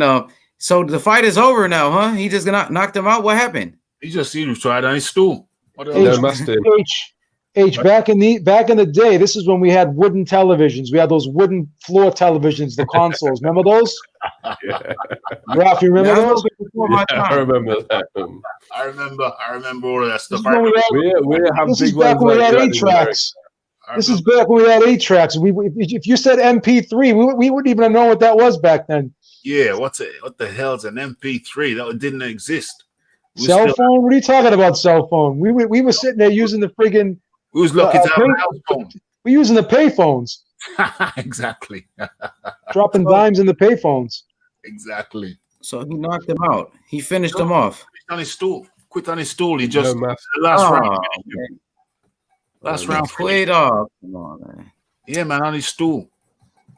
This was back when friggin' George Bush, the first George Bush, was president. Was he president at that time? No, it wasn't Reagan still president. Look at Buffer. Look how young he is. Look how young Buffer is. I'm sorry. 84 to 88. You're right. Yeah, Reagan era. That was Reagan. I'm sorry. Let's go back to the young Buffer there. Going back about 12. I'm going back to Buffer. Look at Buffer, man. Buffer was in his 30s back then. Yeah. Possibly younger. Let's get ready to rumble. Where is he? Where's Buffer hiding? He's got to kiss the belt first. The green strap. There he is. Look at that. Look at Buffer, man. Look at Buffer. No plastic surgery happened yet. That nose looks remarkably straight, though. I don't know. He looks like Peter North. He looks like Peter North. I don't know who Peter North is. I don't know him. You don't want to know who Peter North is. Oh, okay. Oh, he's a blue pill guy. He's a blue pill guy. That's a blue pill guy. Yeah. I got a question, guys. So how good was Huntington? Like, who beat him, and how good was he? Breland beat him. Yeah, Breland beat him. He had about 7 defenses. Starlin beat him. Look at Beeb. Beeb's getting his revenge.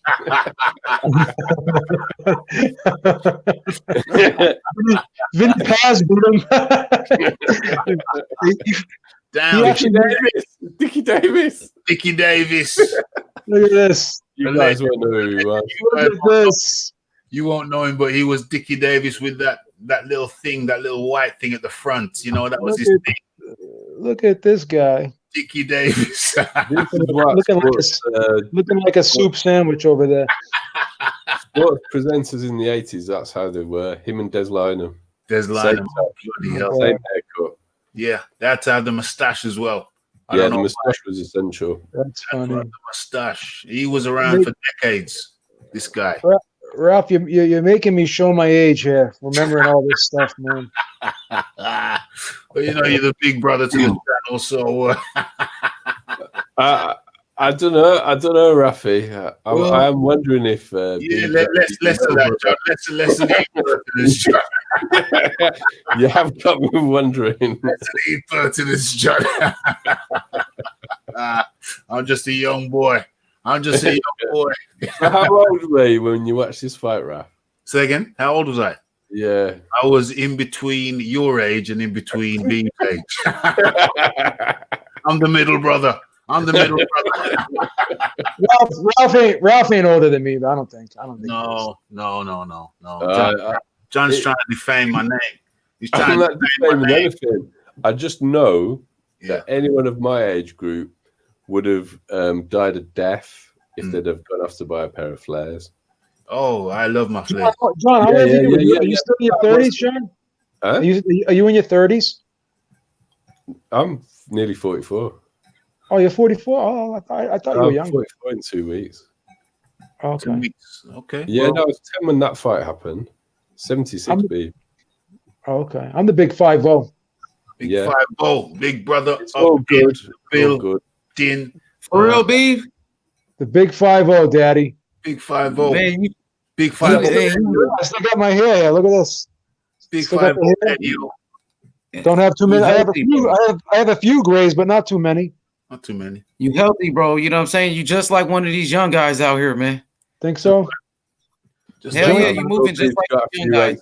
Pains the young guys don't have. What's that? The aches and pains are what makes up. You can look good still, but John, you know what's crazy? You could have the body of a Ferrari, but the friggin' engine of a Hyundai. Damn. Well, I don't know. I think it depends what you're looking to perform with. Like, my knees are not good. My knees are horrible. My knees are horrible, but when it comes to lifting, it's not a problem. But I do a lot of walking. I do a lot of elliptical stuff. I go to the gym too. I do some weights, but I don't do too much weights with my legs because I don't want to screw my knees up any more than they are. I just wrap them up. I just wrap the knees up and do it. But do you run? Do you do any running anymore? Zero. That's the high impact stuff I do is gymnastics, but it's cushioned, so it's not too bad. Beeb, I remember you doing those videos at the gym working out. You know what I mean? On a bike and shit, on a treadmill. I remember that. What happened to that treadmill? Those treadmill videos and the cross trainer videos. Oh, I got to bring those back. Bring them back, man. Bring them back. You know, you just see Beeb getting his workout on. This was pre-coronavirus, people. Pre-coronavirus. Beeb just getting his cross trainer work on, you know, and just having a little chat. I gotta buy some an elliptical for the house. Do you have any cardio equipment at the house, Ralph? I have, because I work in the trade. I'd never really needed it, but I need it now. And the stuff that I had, I gave away. I got a bag of tricks, but really, as far as stationary equipment's concerned, no. The only thing I'd really buy is maybe I'd buy one of those standing heavy bags, stand on the floor. Yes. I'd buy one of those. Put it in a corner. I got like an exercise mat that I unfold and I do some floor exercises and stuff on. Yeah, I got my mat. I got some what do you call them? Resistance cables and what have you. So I can get some cable working. Got my mat for my stretching, yoga style Pilates, cross yoga, cross Pilates thing. But as far as as far as the cardio stuff, no, I just jump on the bike every day. Because I was thinking to myself, what if this lockdown was going on during the wintertime and I couldn't go out and walk? I'd be going nuts. It'd be horrible. It'd be absolutely. So I'm getting nervous right now, thinking that what if they lock us down again in the wintertime? What am I going to do? So that's why I'm trying to plan on. I want to buy some type of cardio equipment for the house. Yeah, if the weather was bad, I mean, almost every day up until this week, we've had a couple of dull days. But almost every day since they announced the corona lockdown, it's been blazing hot, blazing sun. John, am I right? Oh wow. Yeah, it's been good, but it's got a bit less so. So I was doing all my gymnastics in the garden, and I can't do any now. Yeah, it's turned this week. Every day up until this week, it has been a sunny day. Up until I think the British summer's taken hold now. Yeah. But so we've been okay. I've got a lot of within the house though, so I'm what I'm really nervous about is they're going to open us up, and then they're going to lock us back down again in the winter. And I don't think that's going to happen, Beeb. It's such a contagious disease that I think it'll blow itself out. Yo, I think. What y'all think about these treatments they saying they got now? They got some type of treatments now. Y'all been seeing that? So that's a good question. Who's interested in the vaccine? I'm not interested in the vaccine. I think I've had it, so I'm not worried anymore. Well, here's the thing when it comes to vaccines. Vaccines are only like 50% effective anyways. Think about it. I'm not interested in taking the vaccine. I don't trust it. I don't like vaccines either, Ralph. No. I don't think I'm going to take it. They're talking about.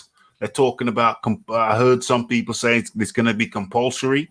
If they came out with a vaccine and said it was compulsory, I think we really might be looking at some really strange age.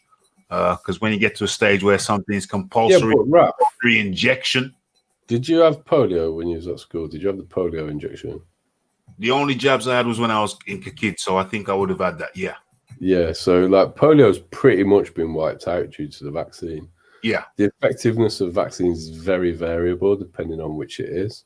Mm-hmm. So I think there's been a lot of bad press. Yeah, bad press for vaccines. But things like this is a type of SARS. So for most people, if you get it, you aren't going to be that ill. The problem with it is it's so contagious that all the people that do get seriously ill hit the health services at the same time. So that's one of these huge issues, really. I think once everyone gets it, I don't think it'll be as contagious. Well, that's it. I mean, this version of Corona may actually pretty much just peter out because it's probably millions and millions of people just in the UK have actually had it rather than recorded numbers. They're saying like 4 million people probably had it in the United States already. Yeah, I mean, it might even be more than that. We just haven't got the facility to do any sort of accurate testing. That's the problem. But when a disease is very contagious, it either kills off anyone it's going to kill, or if you're not going to die from it, you'll get some form of immunity to it. So we may find that it blows itself out. Because what I'd be interested in is they opened up Wuhan ages ago. How are they getting on now that they've had it? Well, you're making me feel really good right now, John, because you're telling me that you don't think that we're going to close down again. So, it's just an opinion, Beeb. You know, it could happen. You talk to Boris Johnson every now and then, though. I can tell you have connections over there. Well, Boris has taken a bit of advice, but if he was really listening to me, he wouldn't be in power. So, I'm not a fan of Boris. I'm very skeptical about this virus thing. I don't take no flu jabs. I don't take the cold jabs every year. The only time I've had any kind of virus injection was when I was a kid. I've had no antivirus or anti-cold. I don't think I've ever had the flu in my life, Ralph. I can't remember if I ever even had a temperature in my life. I can't ever remember having a temperature, to be honest. Yeah. I've definitely had a couple of fevers. And when I had whatever I was ill with during lockdown, that finished off with a fever. But it wasn't a bad one. It wasn't particularly bad. Okay. Yeah. John, you said. Carry on. I'm sorry. I'm going ahead, Buffy. No, carry on. No, John, you said you thought you had it. What made you think that you had it? Like, why you thought you had it? I know some nurses that work on one of the wards in Birmingham. That was a COVID ward pretty much from the get-go. And all the nurses who were off ill and had got tested and had it had the same symptoms I had. But here, only medical professionals really have access to a test. So I'm guessing that I had it. But the symptoms were the same and went in the same sequence. So that's why I think I had it. What was the symptoms? So I started off with a sore throat. Then I noticed it had got into my lungs. Then my body ached so badly it was waking me up in the night to take paracetamol. And then it finished off with a fever. And it affected my lungs throughout the whole time. And it's a type of SARS. So that's why. I mean, I could be wrong, but it happened pretty much first week of lockdown.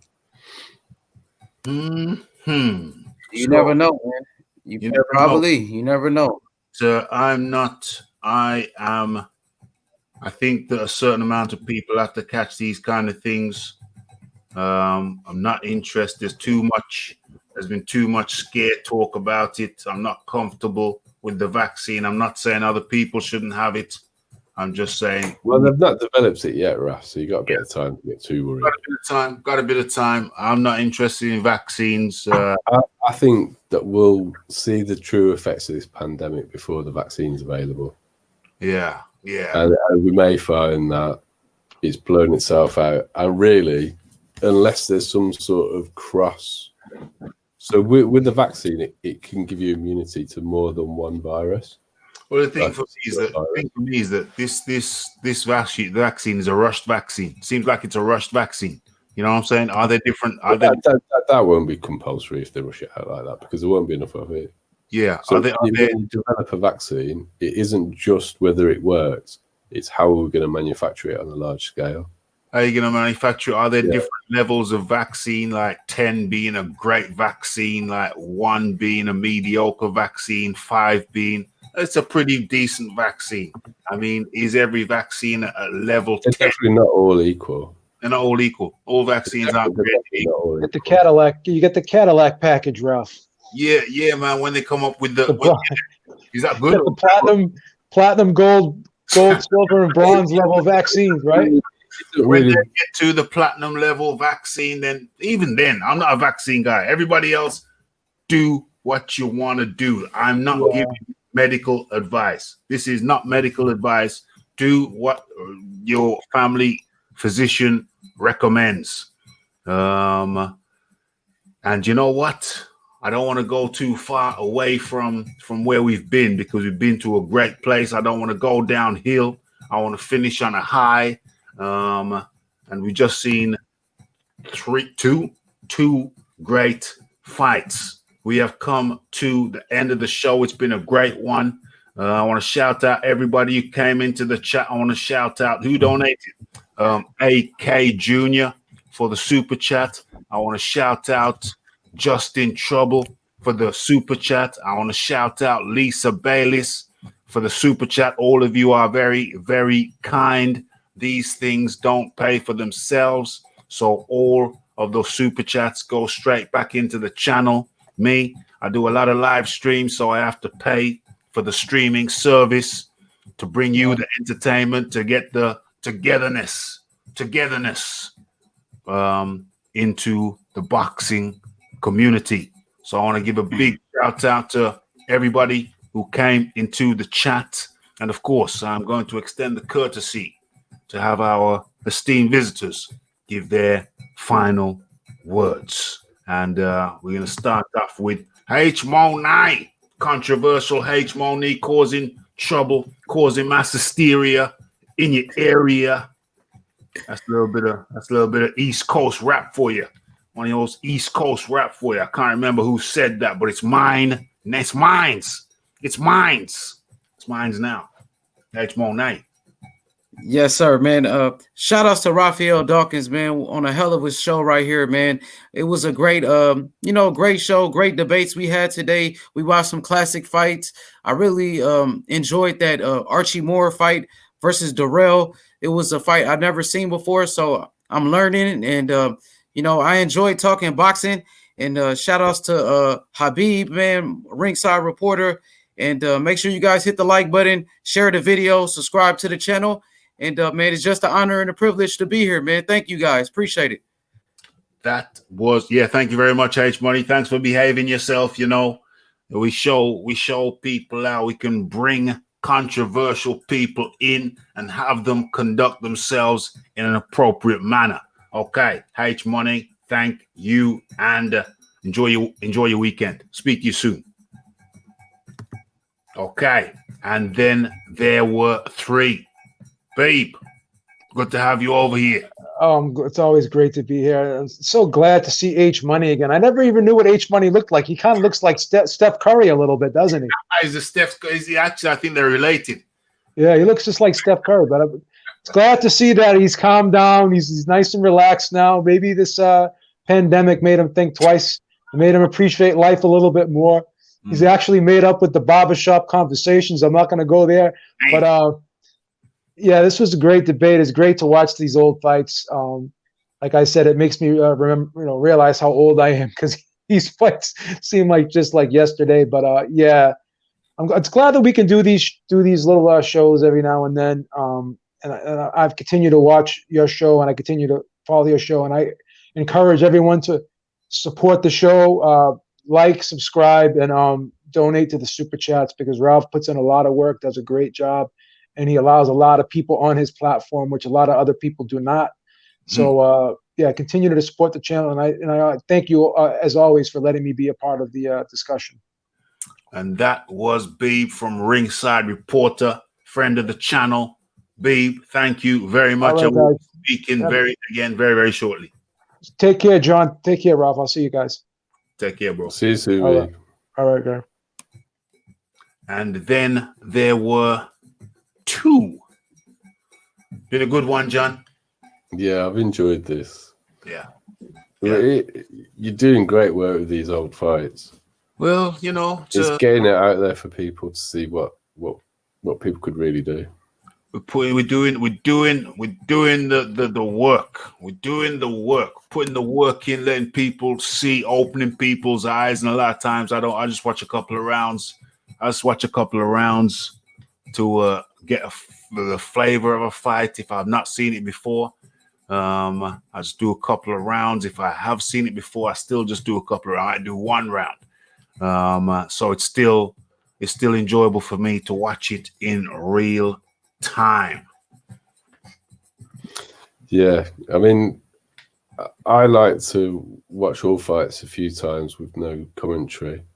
What I enjoy about this is watching it with other people and getting what they see out of it as well. 100%. That's fun. It's like watching kids open their present on Christmas Day. H-Money was a bit like that today. Say that again? H-Money was a bit like that today. I don't think he realised how good old fighters really were. Definitely. I definitely noticed that. I definitely noticed the wide eyes. I definitely noticed the appreciation of the skill, the appreciation of the art. It's good to see people respond like that. So, yeah, it's been a good one, John. You got any final words for the people? Everyone subscribe. Everyone subscribe. Rafi's just killing it at the moment. Well, I'm just doing the Lord's work. I don't want to say it, but I'm just doing the good Lord's work. And that is not necessarily boxing, it's just communicating, just giving people stuff they've never seen before or haven't seen in a long time. Communication. showing that everything hasn't always got to be aggro. You know, East can meet West in a calm, civilized, and tranquil environment. Yeah. I was thinking about that today, actually. Yeah, strictly logic beats and freedom of speech. We're back to that. We're back to that. That's where we came in, and that's how we do. I don't say go out because there's lots of things to be done before we go out. Lots of things to accomplish before we go out. And it's been another good one, John. And thanks for joining me, as per usual, on a Friday. So speak to you during the week sometime. We'll definitely have John back here next Friday for sure. Is that right, John? Am I right? Yeah, we should be good for that, right? Should be good for that. So that was John D. Lee. Much appreciated, John, and speak to you during the week. Speak soon. Excellent. And then there was one. Come to the end of the show, folks. Smarty Jones wasn't so smarty. He was 10 minutes behind. He was lagging. Smarty Jones was lagging. Well, he's up to date now. He's up to date just in time for us to say goodbye. It's been a good one.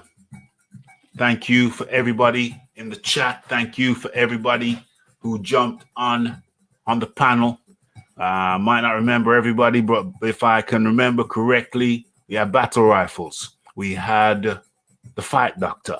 We had the Beeb, the H. Monet, the John D. Lee, and of course, myself, Raphael Dawkins. You are in tune to Raphael Dawkins Combat Radio. I'm not going to do that. There we go. It's a shielded one. You can see the tip of the finger. There it is. By popular request. Okay. So it's been another good one. What's the name of this show? It's called Boxing Talk and Classic Fight Review. What much is there to say? What else is there to say? We watched the first fight. What was the first fight? The first fight was Archie Moore versus Yvonne Jurel. Won. Some of the cat-like skills. They called in the mongoose. And you saw why. But the mongoose can hit. Packs a punch, and Jurel was no joke. I think he was the number one ranked opponent. That was at light heavyweight. And then we threw in a little treat. Lloyd Hunnigan versus the esteemed, the highly rated WBA, IBF, I think WBC, something like that. He had all the belts. All the belts did Donald Curry. But then Lloyd Hunnigan, he had something to say. He had something to say about that. He wanted to throw his hat in, and he came away victorious. Walked away with all of the belts, pretty much damn near all of the belts, welterweight. That was back in 1986. And so, come to the end of the show. It's been a good one, been a great one. Welcome for the entertainment. Yes, awesome. Philip Carl Roberts. And so, the only thing left for me to say is blessed.